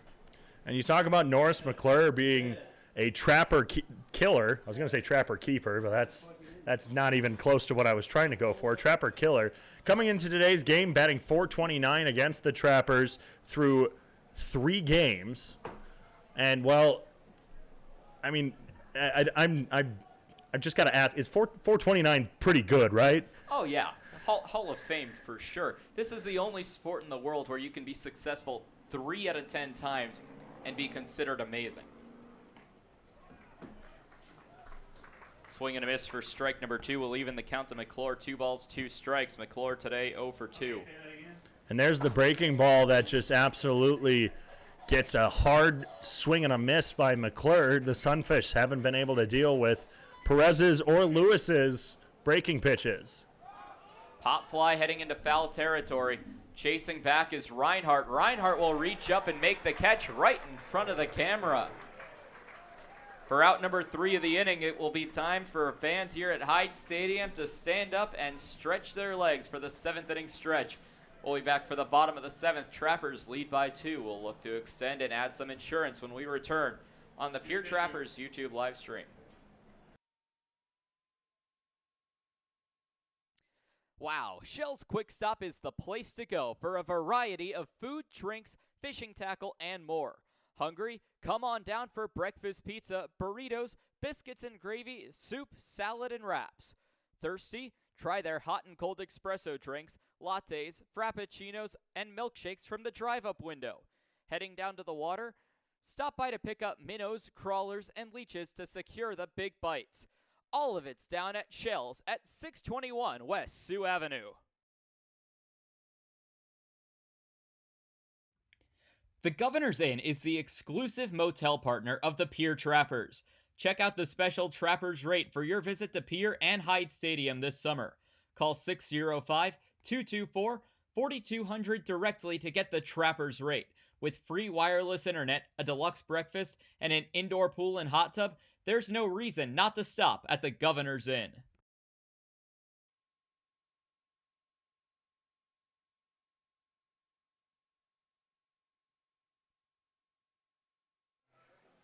Back for the bottom of the 7th inning, a couple sponsors we'd like to thank before we begin the bottom of the 7th with the Trappers coming up to bat. It'll be the 8-9-1 of the batting order. A couple sponsors including Clausen and Rice, First United Methodist Church, Gentleman's Barber Shop, the Governor's Inn, and Black Hills Federal Credit Union. Thanks for your continued support of Pierre Trappers Baseball. New pitcher for the Sioux Falls Sunfish will be number 1 in Kenneth Dutka, the El Paso Community College Tejano out of Richmond, Texas. And Kenneth Dutka was the special guest on the fish tank. What is the fish tank, you asked, Tyler? I didn't ask. Oh, well, I thought you did. Well, what is the fish tank? It's the official podcast of the Sioux Falls Sunfish, hosted by myself and Sunfish skipper Walker Bullington. It's released every Wednesday, so all you Trappers fans, obviously you want to know all the inside secrets about Sunfish baseball. Well, you can on Spotify, SoundCloud, and Google Podcasts, The Fish Tank. Kenneth Dutka was the guest this week, and we talked about, well, for about 10 minutes, why he shaved his mustache. As a breaking pitch from Dutka hits for strike 1 against Richie Williams. And, well, me and Walker were both disappointed as why he shaved the mustache. Do you know the reason why? I do, and it's a very disappointing reason. He said he would kind of been on a hot streak, but it cooled off a little bit. Fastball blown by Williams. And, well, he said in Saturday's game against Wheat City, if he didn't get 2 hits, he was going to shave.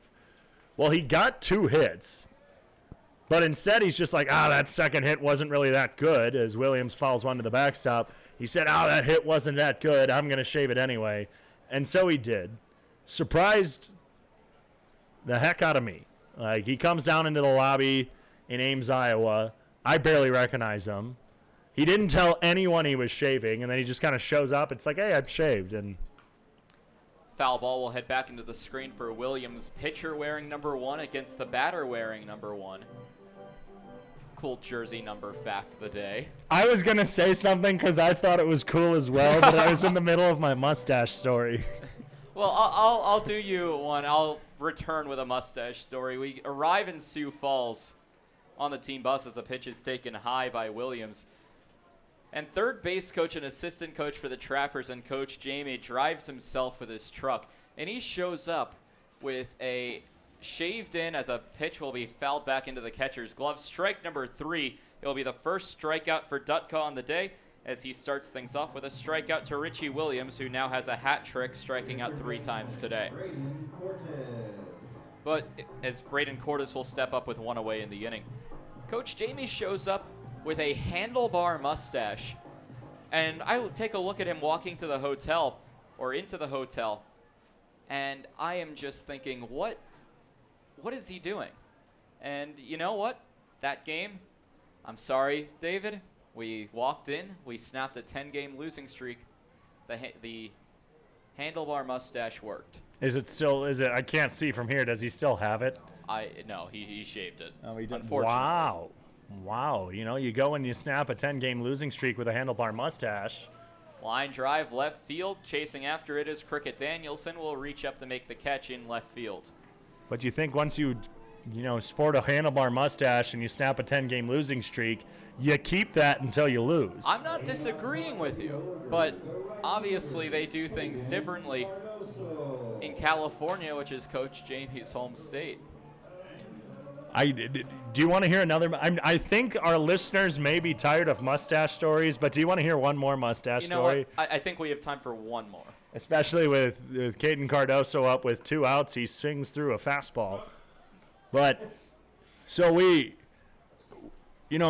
talked about Kenny Dutka's shaving, and on the fish tank we talked about at the end, Declan Beers was our first guest on the podcast. Another pitch crosses for a strike, Cardoso looking.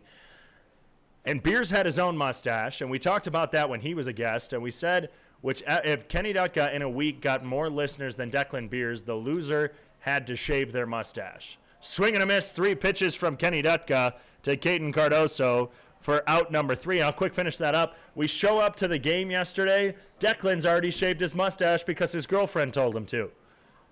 And so now there are no mustaches for Declan Beers or Kenny Dutka, and I'm sad about it.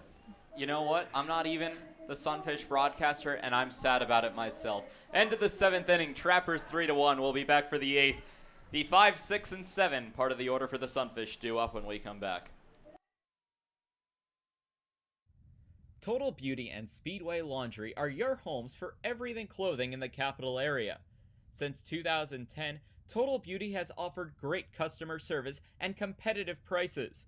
Next door at Speedway Laundry, they have you covered for a fast, convenient way to wash and dry your clothes and other household items, including king-size comforters. Visit them at 111 First Street in Fort Pierre. You don't need an illness to need a doctor. You don't need to feel sick to feel better. You don't need to be unwell to get well. What you do need is a primary care provider at Sanford Health. Better healthcare starts with regular wellness visits and a familiar face who knows you, your concerns, and your goals. We're here before you need us. We're here when you need us. We're here after you need us. We're here for you. Find your primary care provider at sanfordhealth.org today.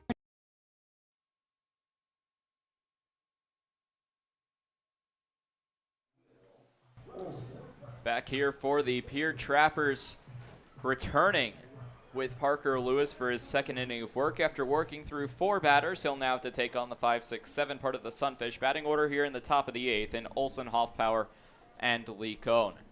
David, I'll let you celebrate on air. I know you did it between innings, but the Golden Knights have tied the ball game at 2 apiece against the Montreal Canadiens. 1 minute and 8 seconds into the 3rd period. Alex Martinez with the tip-in on the assist from defenseman Alex Petrangelo and forward William Karlsson. Go Knights, go. They're tied now. Let's see if they can come out with this one. I really hope they do, or it'll be a long bus ride home for me. And, you know, that's one of the, I think, good and bad things about those one-day road trips, as swinging and missing for Wilby Olson to keep the count at 2-1. Obviously, the Trappers have had to do it a couple of times, but you go to a different city about 3 hours away both directions, maybe a little bit more. Pitch will go outside, 3 balls and 1 strike. But then you go back the same night, and it's great because you get to sleep in your own bed, but that's 7 hours of driving for a 3-hour baseball game. It is a little tedious, but I like the fact that you don't have to stay in a hotel overnight and travel back the next morning. Everything's done in that one day, as Will Olson will draw a leadoff walk of the inning. Well, and the thing for the Sioux Falls Sunfish is in the first 12 games, 11 of them were on the road. 11 of the first 12 games were on the road. The only home game in there was actually against the Trappers. And actually, it's probably even more than that because I think I'm only accustoming for, I don't know. The math, it gets, all I know is basically 10 of the first 11 games. That I'm 100% sure. 10 of the first 11 games were on the road. And so you get used to the hotels and you get used to, on the travel days, getting back at 2 or 3 in the morning, especially coming from Hyde Stadium. As a pitch misses, it's now 2-0 to Hoffpower. But, I mean, I haven't experienced one of these one-day travels where, you know, you go all the way. But you make a good point. Like, it's just exhausting. Pitch misses inside to Hoffpower. It's 3-0. But one thing I did hear is that, at least in the coming week, the Sioux Valley Saberdogs are going to head out, face the Canyon County Spuds out there in Idaho. Pitch misses low and away, and Hoffpower gets walked on 4 straight. The first 2 are aboard on walks for Jesus Licon now. But they travel all the way out to play the Canyon County Spuds. They stay overnight. I don't even know if they stay overnight because then they have a 20-hour drive to Grand Forks, North Dakota to play the Wheat City Whiskey Jacks. And I hear that based on the travel time, they will get there just an hour before the game starts. And that, talk about a long travel day. Foul ball for Lee Cohn will travel up the left field line for strike number 1. And it's a long travel day. At least personally, I find it difficult to sleep on buses, and that's no knock on any of the buses. It's just a personal inability to sleep in a sitting position. So I cannot imagine 20 hours on a bus. You're definitely not alone. I know I can't. I know most of our coaching staff for the Sunfish can't. Tyler Olmstead does a pretty good job. But otherwise, I mean, on bus rides back late, especially tonight, I mean, I know our team, they like to either watch movies or play Mafia or something. Most people are awake until, 2:30 in the morning. Pitch will miss inside, 2 balls and 1 strike. Lewis, after getting a quick inning in the 7th, only allowing 1 base hit to Cade Kalehu-Avehi, has now walked 2 straight. Now, fly ball will head into right field. Chasing after it is Cardoso, will drop out of play for strike 2. Lee Cohn, I think it was him. I heard some audible noise from the field area, and I think it was Lee Cohn after the swing. He was let out a little bit of a yell. I couldn't hear what he said, but he was definitely frustrated just missing that one. And actually, I think that foul ball, there's a player entrance down the right field line and a dumpster right next to it for the trash that is accumulated across the game. And that's a souvenir that you don't want, as that one landed inside the dumpster down the right field line in the player entrance. You've never gone dumpster diving for a foul ball?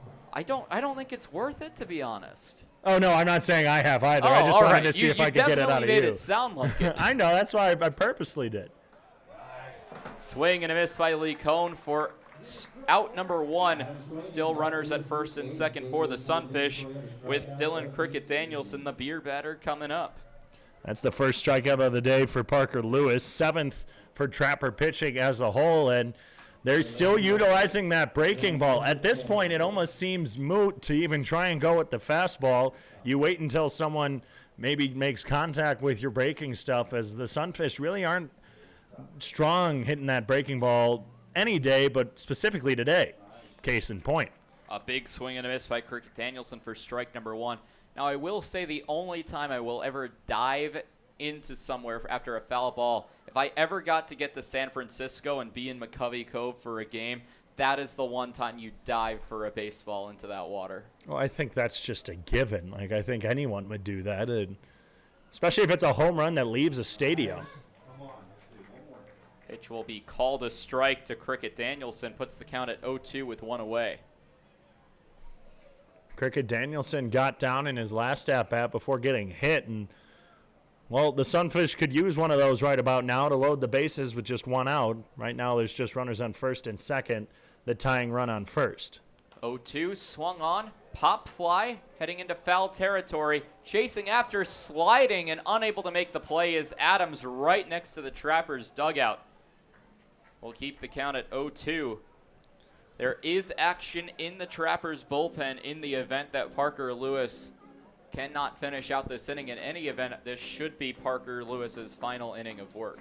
Through 7 innings, the Sunfish have left 9 stranded, if my math serves me well. 2, 4, 6, 8, 9. Yeah, so through 7, 9 left stranded, and that's what's been killing the Sunfish all season, is when they get people on, as Cricket Danielson swings through a fastball for his second strikeout of the day, second this inning as well. But the Sunfish get runners on, sometimes early in an inning, sometimes late.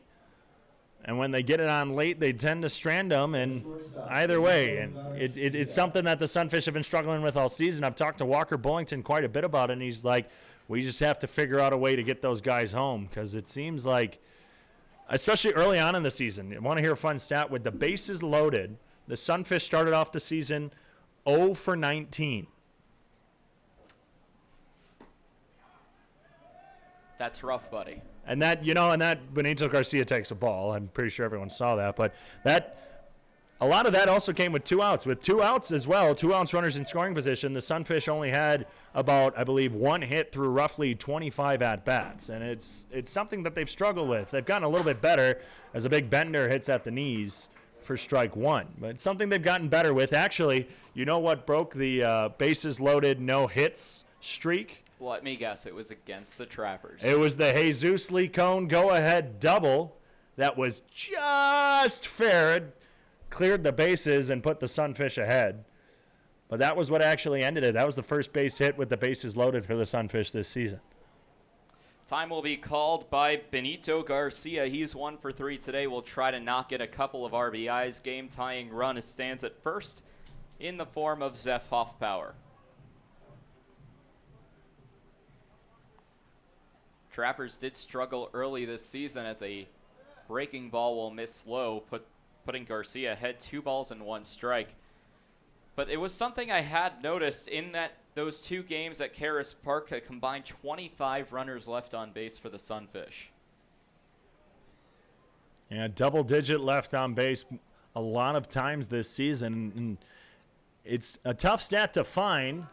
Pop fly will head over to right field. Chasing after it is all 3. Diving and unable to make the play is Staus. Coming in to score is Olsen. Hoffpower will remain at third. The Sunfish have made this a 1-run ball game. And that was just an absolute tough play to go get out there. Colin Adams was running straight back. Running in from right was Cardoso, but it was Staus from second who was running out, and that's not your typical location for the dreaded Bermuda Triangle between those 3 players, but it ended up falling in between, and Zeph Hoffpower couldn't make it home from third. It's just a 1-run ball game now as the ball gets away. Here comes Hoffpower. Garcia to second, takes a hard round, and it is now a tie ball game here from Hyde Stadium. I'm sorry I was talking and I took your thunder there, Tyler, but it feels good to call a Sunfish run. You know what? I'll let you have this one, David. Just in the bottom half of this inning, expect me to take our call back. And I am perfectly okay with that. Are you? I am. Okay. You're the home broadcaster. It's your broadcast to call, especially here late in the game. I apologize for actually stepping on that call for you. No, I understand the feeling of wanting a home call. It's a wild pitch. Will drive in Hoffpower home and Garcia over to second base as the first 2 pitches to JT Mix will miss both for balls 1 and 2. Last time Mix faced off against Parker Lewis, a ground out to the shortstop. Pop fly in the middle infield will head over to right, and Cardoso reaches up, making the squeeze on that one. So another fly ball to right field. That one the Trappers recover with, but the big storyline at the top of the 8th, the Sioux Falls Sunfish come back for 2 runs to tie the ball game at 3.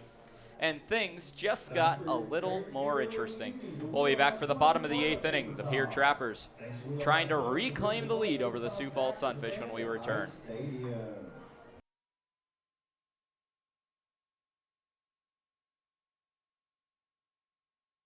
Trappers fans, summer is here. Get your boat back in shape with a visit to Dano's Marine.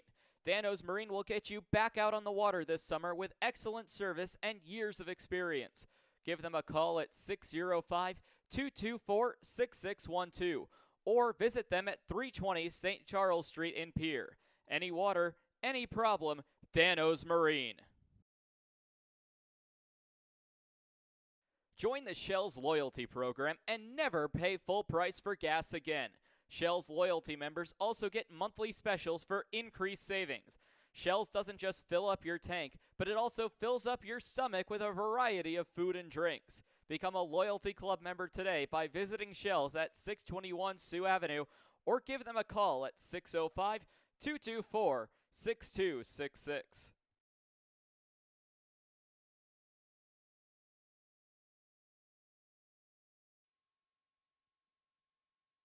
Back here on the Pierre Trappers YouTube live stream, David Coyer is taking a break to reach out the window and try to make a catch on the Pierre Trappers toilet paper toss. Ended up coming up empty. It was a good effort, though, David. I got one last game from a fan. What's the name of your in-game host? Oh, that's Mark. Mark's a good guy. I was talking to him. He said, do you want a toilet paper after Wednesday's game? Fastball from Kenny Dutka misses. And I said, yeah, because I'd been looking at him, and I looked at him too late that game. And so Thursday, I was expecting one, and I didn't get one. And finally, a fan tossed one up to me. And so, well, I got one. This time I couldn't, as Mark's throw was just a little too short.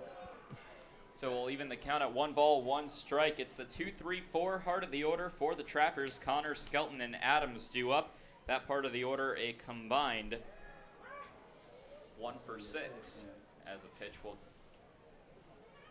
be strike number 2. 1 ball, 2 strikes to the leadoff batter of the inning, and Patrick Connor. He's 1 for 2 today. The windup and pitch, swung on and missed. Strike number 3, Kenny Dutka. His 3rd strikeout of the ball game and just 4 outs recorded. So a great start for Dutka. Yeah, Kenneth Dutka. I mean, since shaving off the mustache, I mean, he got hits on Sunday. So he said he wanted to keep it, or he wanted to shave it if his hitting streak came to an end. It didn't. He shaved it. He actually still had a couple good games, and last night he didn't do too hot. He did get a hit, but tonight, pitching, well, he's retired 4 straight since coming in. Here comes the first pitch to Skelton. Check swing. It will be called a strike anyway. No balls, 1 strike. The Sunfish trying to snap a 3-game losing skid. The Trappers trying to start a streak by winning 3 in a row. 0-1 will be fouled off, chopped over to the first base side to the backstop. No balls, 2 strikes as Dutka a strike away from his 4th strikeout and 5 batters faced. We have an update from Oregon Trail Park Stadium. The Western Nebraska Pioneers and the Mining City Tommyknockers, their game has been delayed due to rain. The Pioneers hold a 1-0 lead as the fastball misses high over the head of Skelton. Otherwise, around the Expedition League, in 7 innings earlier today, we saw the Whiskey Jacks beat the Moo already 7-6, and the Sabre Dogs won 7-4. The Badlands Big Sticks hold an 8-3 victory as the pitch misses from Dutka. 8-3 lead in the bottom of the 5th inning from Spearfish at Black Hills Energy Stadium. And that's everything that's been going around. The other 2 games, well, delayed or canceled due to rain. Badlands on a 5-game winning streak as another pitch misses a full count. Now to Tyler Skelton, 3 balls and 2 strikes. Spearfish 3 games back on Western Nebraska. So if their lead holds, Western Nebraska would have 10 straight wins. Foul ball will head back, heading over our heads. Should hear a thud on top of the press box. I think that one actually missed the press box entirely. Keeps the count full. That had a bit of zip behind it. I think it cleared it. Went into the street behind us. This is a wide press box, wider than you can see here, but there's another room behind us. So just thought it might land somewhere on top, but it will go over under Reese Street, which borders the right field line. 3-2, that one will be another foul ball, heading to the same location, maybe a little more to our left. Source Valley, they're on a now 9-game winning streak, if I'm not mistaken, with their 9th win today. After losing 2 out of 3 to Sioux Falls, since then they've won 9 straight, and they look like they're pulling away in the Lewis standings here in the first half of the Expedition League season. Line drive will be hit into center field. Tyler Skelton will get a 1-out base hit. Fielding it is Beers in center field. Skelton gets aboard with the base hit, but still work to be done as he's still 270 feet away from home. Who says broadcasters can't do math? You know, it's that geometry. I made a mistake earlier this season. I said geography. Don't make that mistake. People will never let you live it down. I mean, okay, there's the math, and yeah, if you're saying geography, obviously it's not math, but his location is on first base, which is geographically further away from home plate on his trail. So, I mean, you're not wrong. We're getting some groans here in the press box. I'm just a broadcaster trying to help a broadcaster.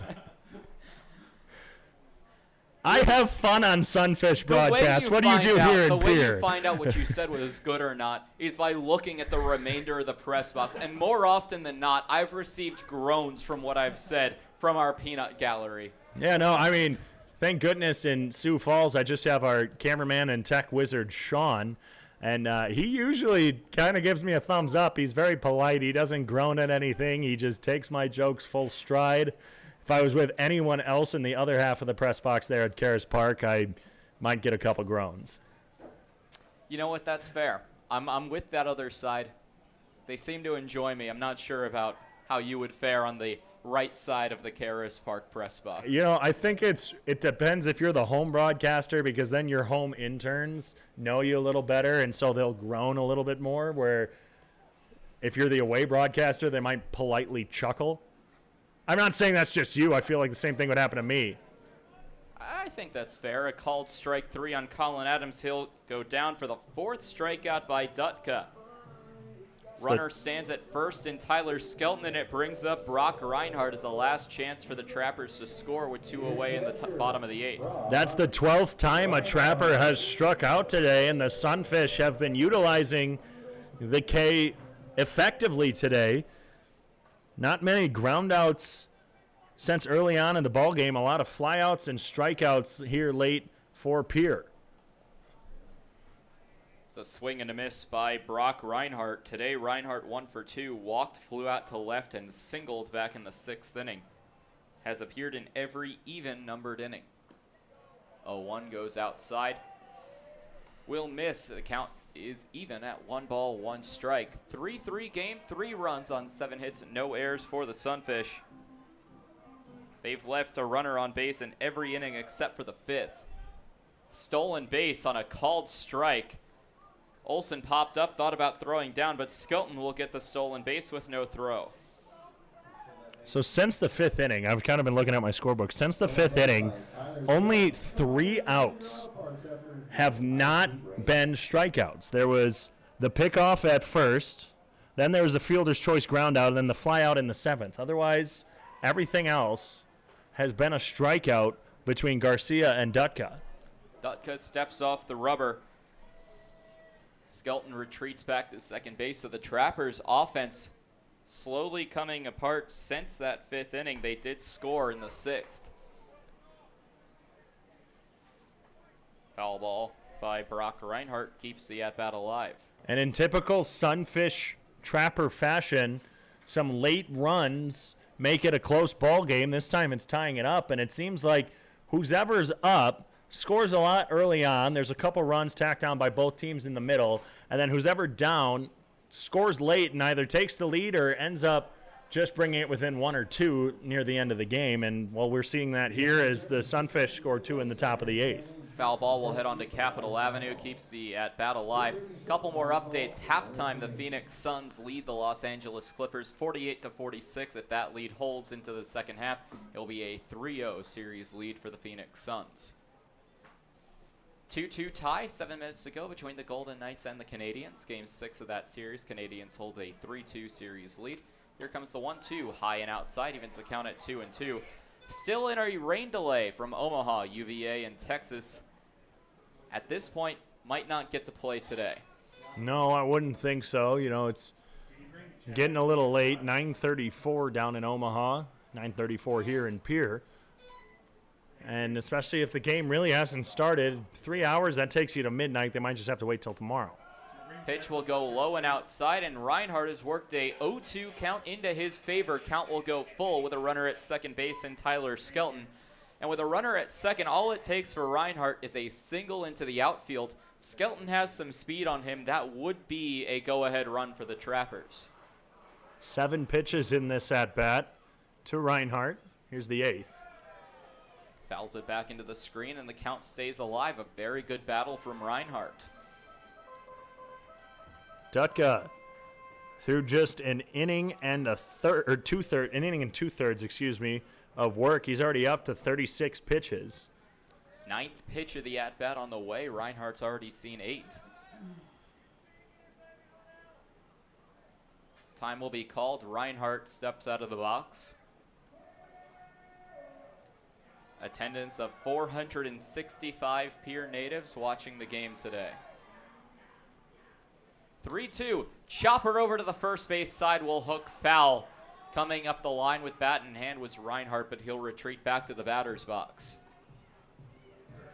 9 pitches, now going to be the 10th, and a good battle. We've seen a lot of foul balls. Some popped over our heads or over to Capitol Drive? Capitol Avenue? Capitol Ave. Capitol Avenue. Okay, that's the first time I'm hearing it. We've been here. I should have learned that by now, but he's got a couple over there, now a couple down the line. Here's the 10th pitch. Swung on and missed. Kenneth Dutka strikes out the side, not in order after allowing a base hit to Tyler Skelton. But 3 strikeouts in the inning for Dutka. We're tied at 3 heading into the 9th inning.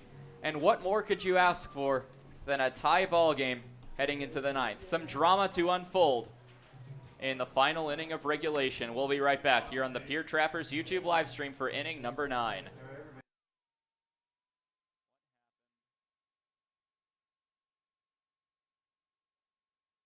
Trappers fans, summer is here. Get your boat back in shape with a visit to Dano's Marine. Dano's Marine will get you back out on the water this summer with excellent service and years of experience. Give them a call at 605-224-6612 or visit them at 320 St. Charles Street in Pierre. Any water, any problem, Dano's Marine.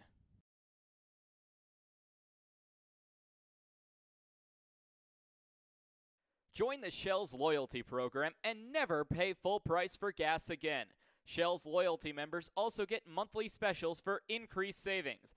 Shell's doesn't just fill up your tank, but it also fills up your stomach with a variety of food and drinks. Become a loyalty club member today by visiting Shell's at 621 Sioux Avenue or give them a call at 605-224-6266.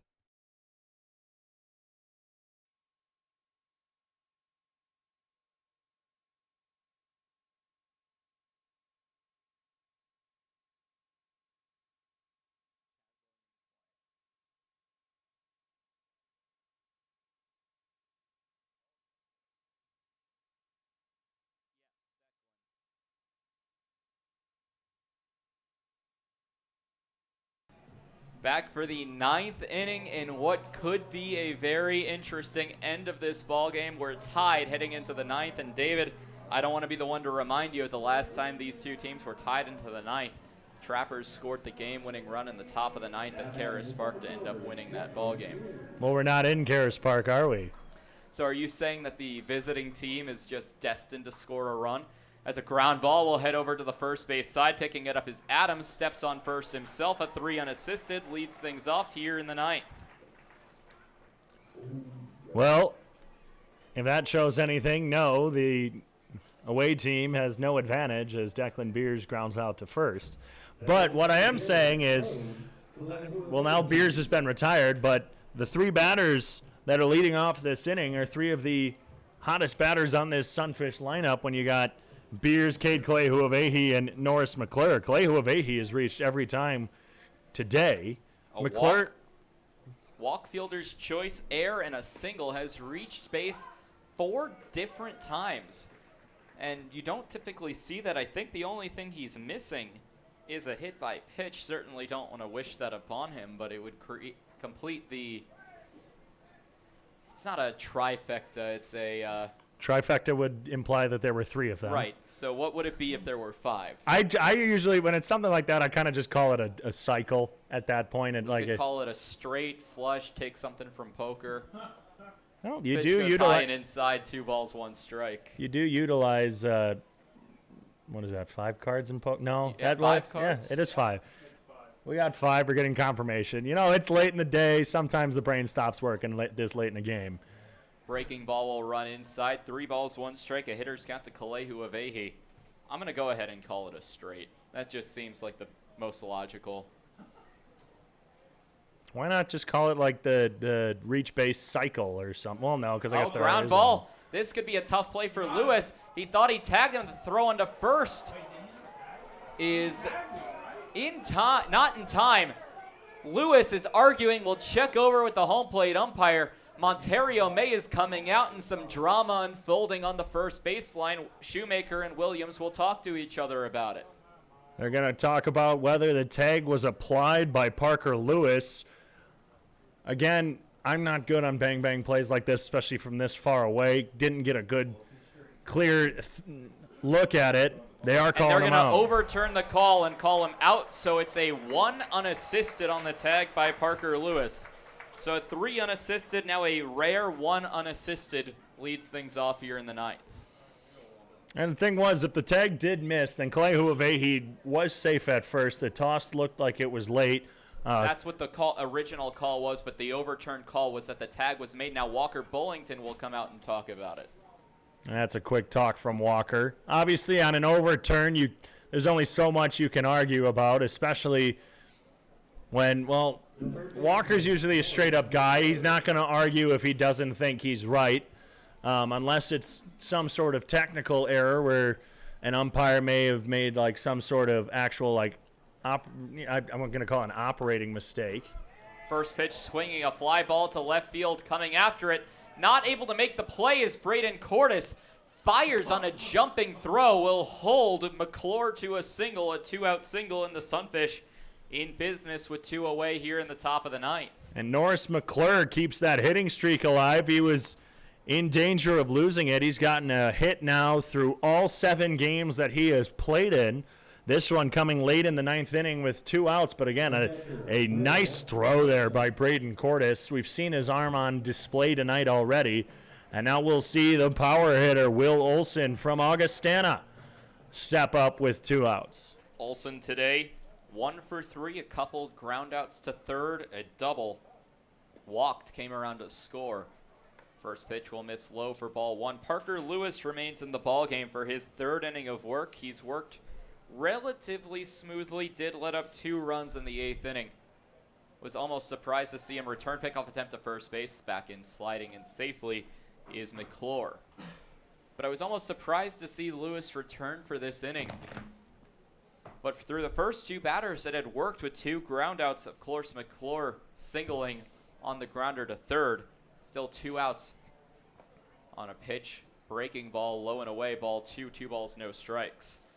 Yeah, I'm just as surprised as you are, especially because there was an arm warming up in the bullpen there in the top of the 8th inning. And allowing the 2 runs to tie the game, usually that's when we see, especially this late in the game, a pitcher get pulled. Pitch will miss low, 3 balls and no strikes. Now in danger of pushing a runner into scoring position for the Sunfish. Go-ahead run on first base now with 2 outs. The Sunfish have 8 hits on the day, but have only crossed 3. Pitch will go high at the letters, called a strike. We'll put the count 3 balls, 1 strike. Lewis trying to work his way back into the count. 10 left on base for Sioux Falls off of 8 hits. And again, double-digit left on base for back-to-back nights. That's not something you like to see. 3-1, high fly ball heading to right field, looking back at the wall. This one is over the fence. A 2-run home run for Will Olson, and the Sunfish have taken a 5-3 lead. And I know it's not my broadcast, but there it is for Will Olson. That's his 2nd of the season. He had one at Caris Park for the first home run for the Sunfish, and now late against the Trappers here from Hyde Stadium. Olson, with his first game at Hyde this season, takes one over the right center field wall for a 2-run bomb with 2 outs. I'm sorry, I'm trying to hide my excitement and be just as unbiased as I can be, but it's late in the game. It was over the scoreboard. It could end up being the game-winning run for the Sunfish, as swinging on the first pitch is Zeph Hoffpower for strike number 1. A big home run for the Sunfish. It's now 4 earned runs for Parker Lewis. Pitch will miss low, evens the count at 1 ball and 1 strike. And while Will Olson is more of a pull ball hitter, he hits for power on the pull as Hoffpower swings and misses through a fastball. It's 1 ball, 2 strikes. He took that one opposite field and over the scoreboard, like you said, that's the 370. Is that 375? It's hard to read in the dark, right? 378. 378, that's right, to that right center field alleyway. A ball taken by Hoffpower, it's 2-2. That's the 2nd deepest part of the park, well, kind of, as you take the wall all the way out to left center. Another one taken by Hoffpower low, and the count will run full. Lewis had 2 outs in the inning, let up a base hit to McClure, then the home run. It was just a strike away from getting out of the inning. As the pitch will bounce in the dirt, the inning will continue for the Sioux Falls Sunfish. Off the walk to Zeph Hoffpower. 3rd walk surrendered by Parker Lewis. 3rd walk surrendered, 2nd to Zeph Hoffpower, who scored along with Will Olson back in the 8th to tie the game. And now the long ball by Olson has broken this game in favor for the Sunfish for their first lead of the game. And the past 3 games here at Hyde Stadium, the Sunfish have hit home runs. Pop fly into foul territory. Chasing after it is Cordes in foul territory. But reaching up Unable to make the play was Parker Lewis in a dead sprint towards the backstop on the third base side. Unable to make the play. And one thing I'm confused about, you had Cordes coming in from third, and usually you never see a pitcher running to come and get a pop fly. Well, Parker Lewis was sprinting and actually ran into the brick wall that is the backstop. Hopefully he's okay, but you didn't see Brock Reinhardt move at all, which usually that's a catcher's ball. Pitch will go outside, evens the count at 1-1.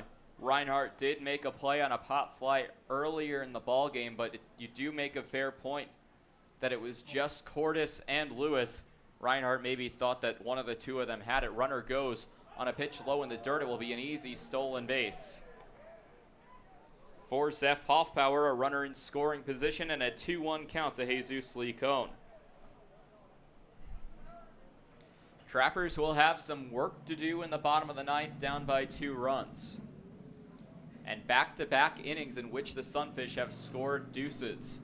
Swing and a miss on a pitch in the dirt for Licon, and the count will go even 2-2.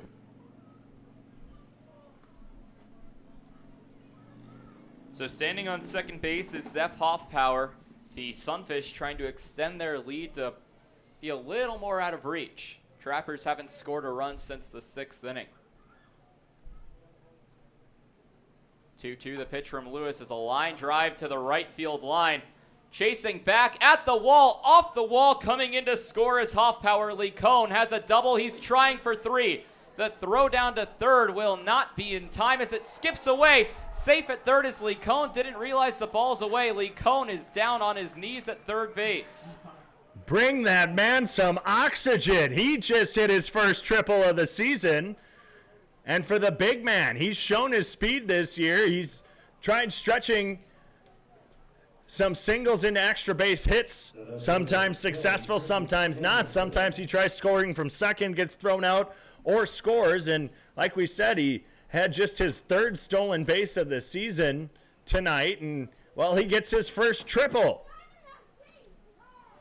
Time will be called because a bat ball will come in and hit Dylan Cricket Danielson, his 2nd time being hit tonight.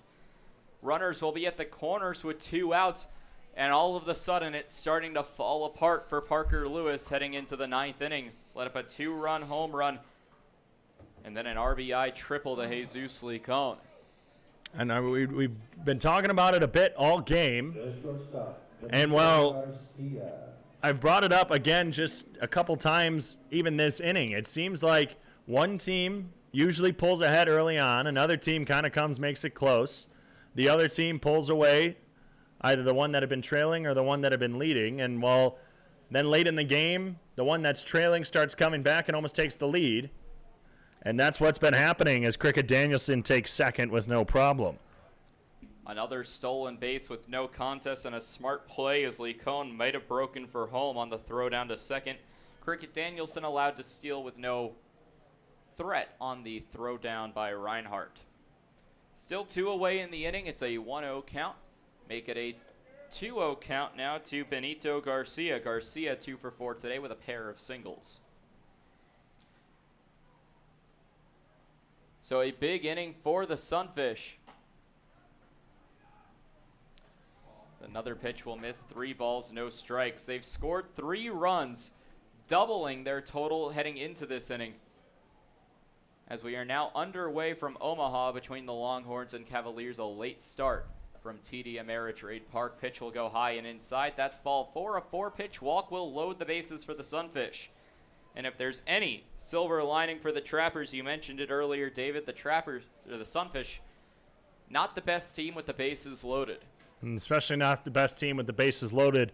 2 outs. And, well, this is the 9th batter in this inning, as it looks like there's going to be, I was going to say a pinch runner. No, that's just Cade Kalehuavehi coming to get the equipment from Tyler Olmstead at first. But JT Mix has gone 0 for 5 today.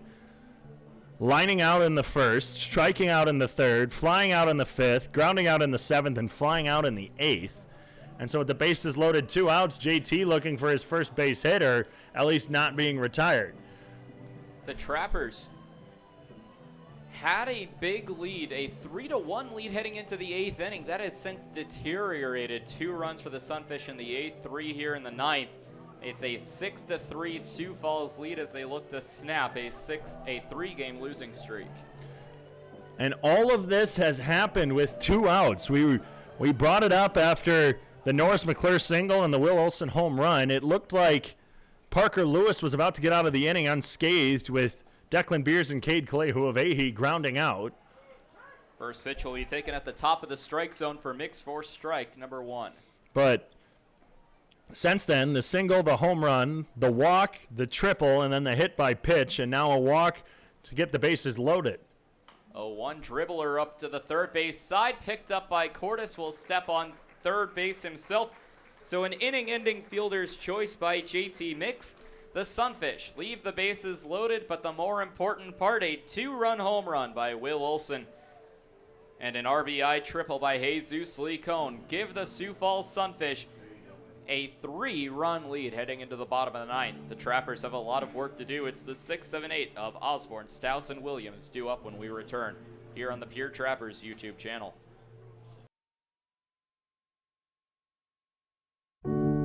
In times like these, it's good to know there's a place where people know who you are, no matter how long you've been gone. A place where the smells of home cooking are still in the air, where a simple wave warms your heart, and sharing stories with family, friends, and your community is just a way of life. Yes, in times like these, it's good to be home. Farmers Union Insurance, protecting what's important in life. Hey, it's the old top Gator here with Gators Pizza Pasta Subs in the Northridge Plaza. Gators is known for top quality food. Now you can have our food selections delivered right to your front door using DoorDash. That's right, now you have 4 ways that you can get great Gators food. Dine in, carry out, curbside pickup, and now delivery through DoorDash. Gators has been serving the Pierre area and now Trappers baseball fans since 1987. Gators Pizza Pasta Subs in the Northridge Plaza.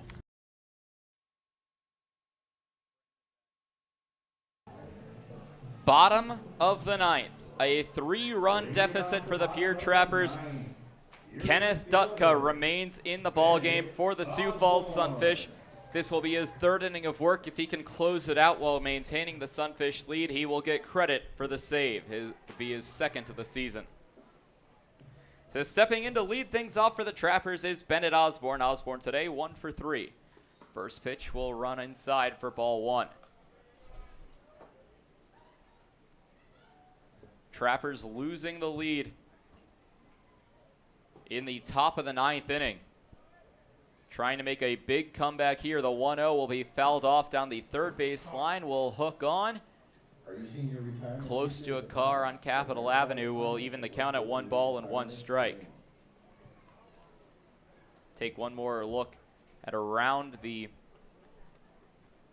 rest of the playoffs. It's a swing and a miss for strike number 2. The Golden Knights and Montreal Canadiens heading into overtime tied at 2. Bottom of the 1st, Texas and UVA at 0 apiece. And the Clippers hold a 71-58 lead. Swing and a miss, strike number 3. And the Sunfish 2 outs away from a comeback victory over the Pierre Trappers. The 6th strikeout by Kenneth Dutka today. 14th combined between himself and Andrew Garcia. Garcia had 8. There is a little bit of action in the Sunfish bullpen, and I think that's just for worst case scenario, or maybe just a pitcher getting a little bit of bullpen action in, keeping his arm warm. Pitch will go down the center of the plate to Ty Stouse for strike number 1. It's kind of lost the storyline throughout the game, but Stouse still making his Trappers debut as he'll take another pitch on the outside part of the plate for ball 1. Evens the count 1-1. Stouse today 0 for 2, does have an RBI off a sac fly all the way back in the 2nd inning. 1-1 goes high. It will be a 2-1 count now to Stouse. You know, we brought up the 6 strikeouts for Dutka. Again, just 2 batters have not been struck out. There was the fly out. Well, now 3. That's the immediate broadcast, Jinx. So a hit by pitch will put Stouse aboard.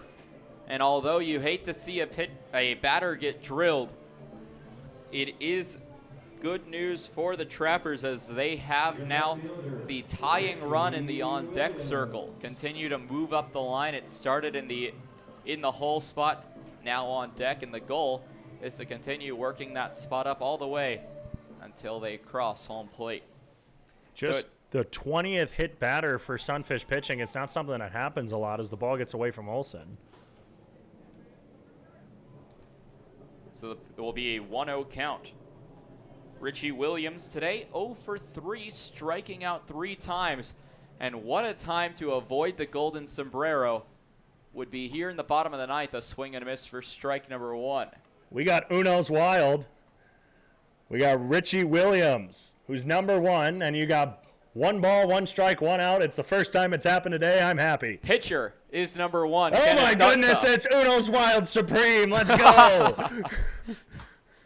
Fly ball will head into right field. That drops for a base hit. Rounding second and heading for third is Ty Stouse. The tag, not in time, and taking second base will be Richie Williams. And David, your face has flatlined. You do not look happy right now. No, I mean, it's what it is. It was a nice single into right field, an absolute, I don't even know what I want to say, a hard throw. That's what I'm going to say. It was a nice solid ground ball, but a nice throw by Zeph Hoffpower on the fly to Norris McClure. He had to play it off the one hop. If he didn't play it off the hop, I think it would have gotten Stouse as a sitting duck. But Stouse able to get the slide in, and a heads-up base running by Richie Williams off the single puts 2 runners in scoring position with the tying run at the plate in Braden Cordes. And it might not be too bad of a strategy for a pitch taken on the outside part of the plate for strike number 1, but I was thinking maybe for the intentional walk to put a force at any base.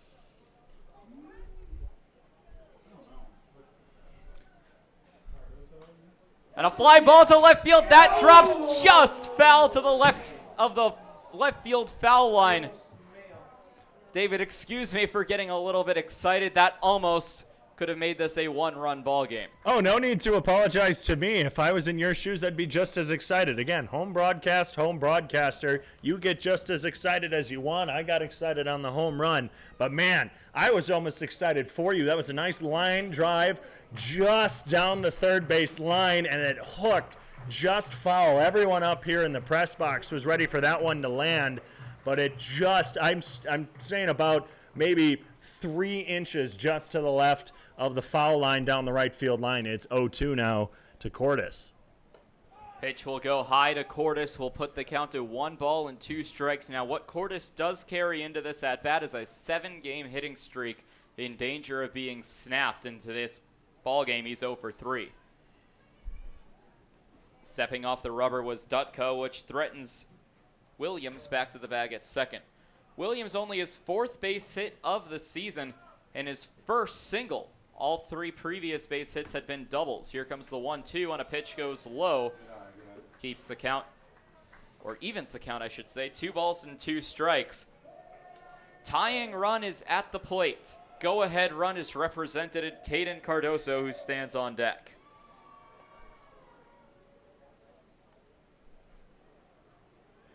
Action is going in the Sioux Falls bullpen. 2-2 the pitch, and a foul ball heading directly back, hitting off the top of the press box. The count remains 2-2. Trapper fans understandably a bit tense knowing that their tying run is at the plate after losing the lead in the top half, or losing the tie ball game in the top half of the inning. Ground ball straight back to the pitcher, and Dutka flips onto first base in time. A 1-3 ground out, and the Trappers down to their final out of the ball game. A great play by Dutka, a 1-3 ground out for Cordes. Nice athleticism there shown by Kenneth Dutka, just leaping with the reaction time straight up. If that gets by him, that's a tough play for Benito Garcia, especially on the speedy Cordes. And there would be the possibility, I think Stouse definitely scores from third, especially on the throw from Garcia to first. And, well, I think it would be 1 run would score and runners still at first and second with 1 out if Dutka can't stab that one out of the air. So it brings up Caden Cardoso, who's tied for the team lead in home runs with 2. First pitch, and he hangs that one deep to right field towards the scoreboard. That is back at the track. Diving, can't make the play. 2 runs will score for the Pierre Trappers, and Stouse and Williams. It's a 2-base hit.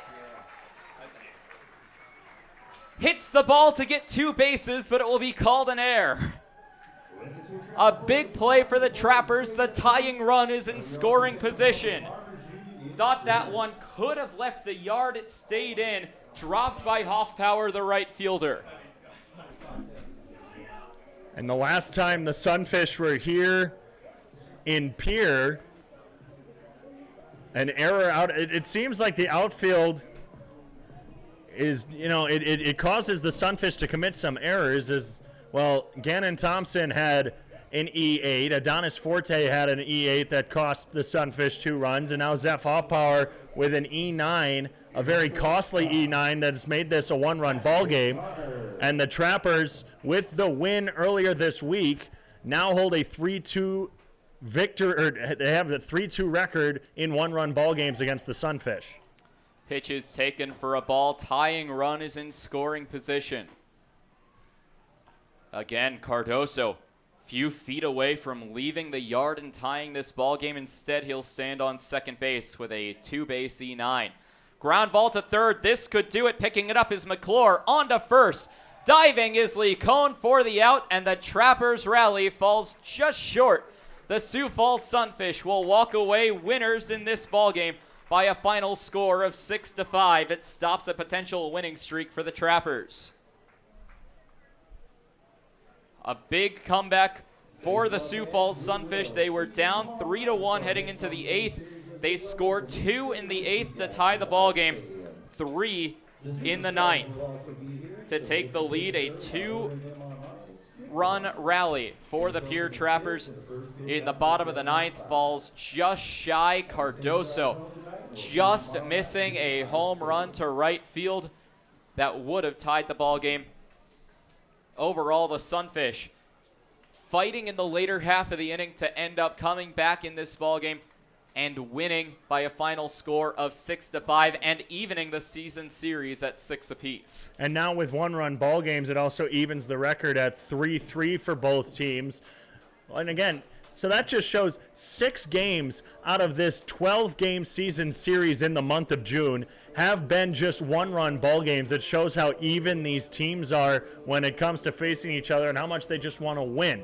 And it's been a heck of a game here in Hyde Stadium here in Pierre. Will Olson with his second long ball of the season gives the Sunfish all they need to take the lead over the Trappers. And Kenneth Dutka coming in, getting that nice 3-inning save that you mentioned, and it was great pitching by him again.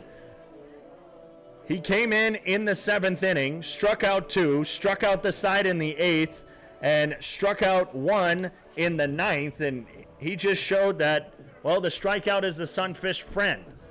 Now the Sunfish travel back home. They have a 3-game stint against Hastings before a 1-game makeup on Monday against the Fremont Moo, and then, well, I'll be seeing you again real soon the following week after a quick 3-game series against the Spearfish Sasquatch. But it was fun doing this. This was a lot of fun, if I do say so myself. No, it was definitely a fun broadcast. We'll take you through the final line score. We will see each other again for 4th of July weekend, including the final game of the season between the Sunfish and Trappers on 4th of July, America's pastime on America's holiday. We'll take you through the final line score for the Sunfish. 6 runs, 10 hits, 1 error. They left 12 runners on base. For the Trappers, 5 runs, 6 hits, 1 error. They left 6 runners on base. Andrew Garcia gets the win. He advances to 4-1 on the season. Parker Lewis out of the bullpen gets the loss. He falls to 0-2.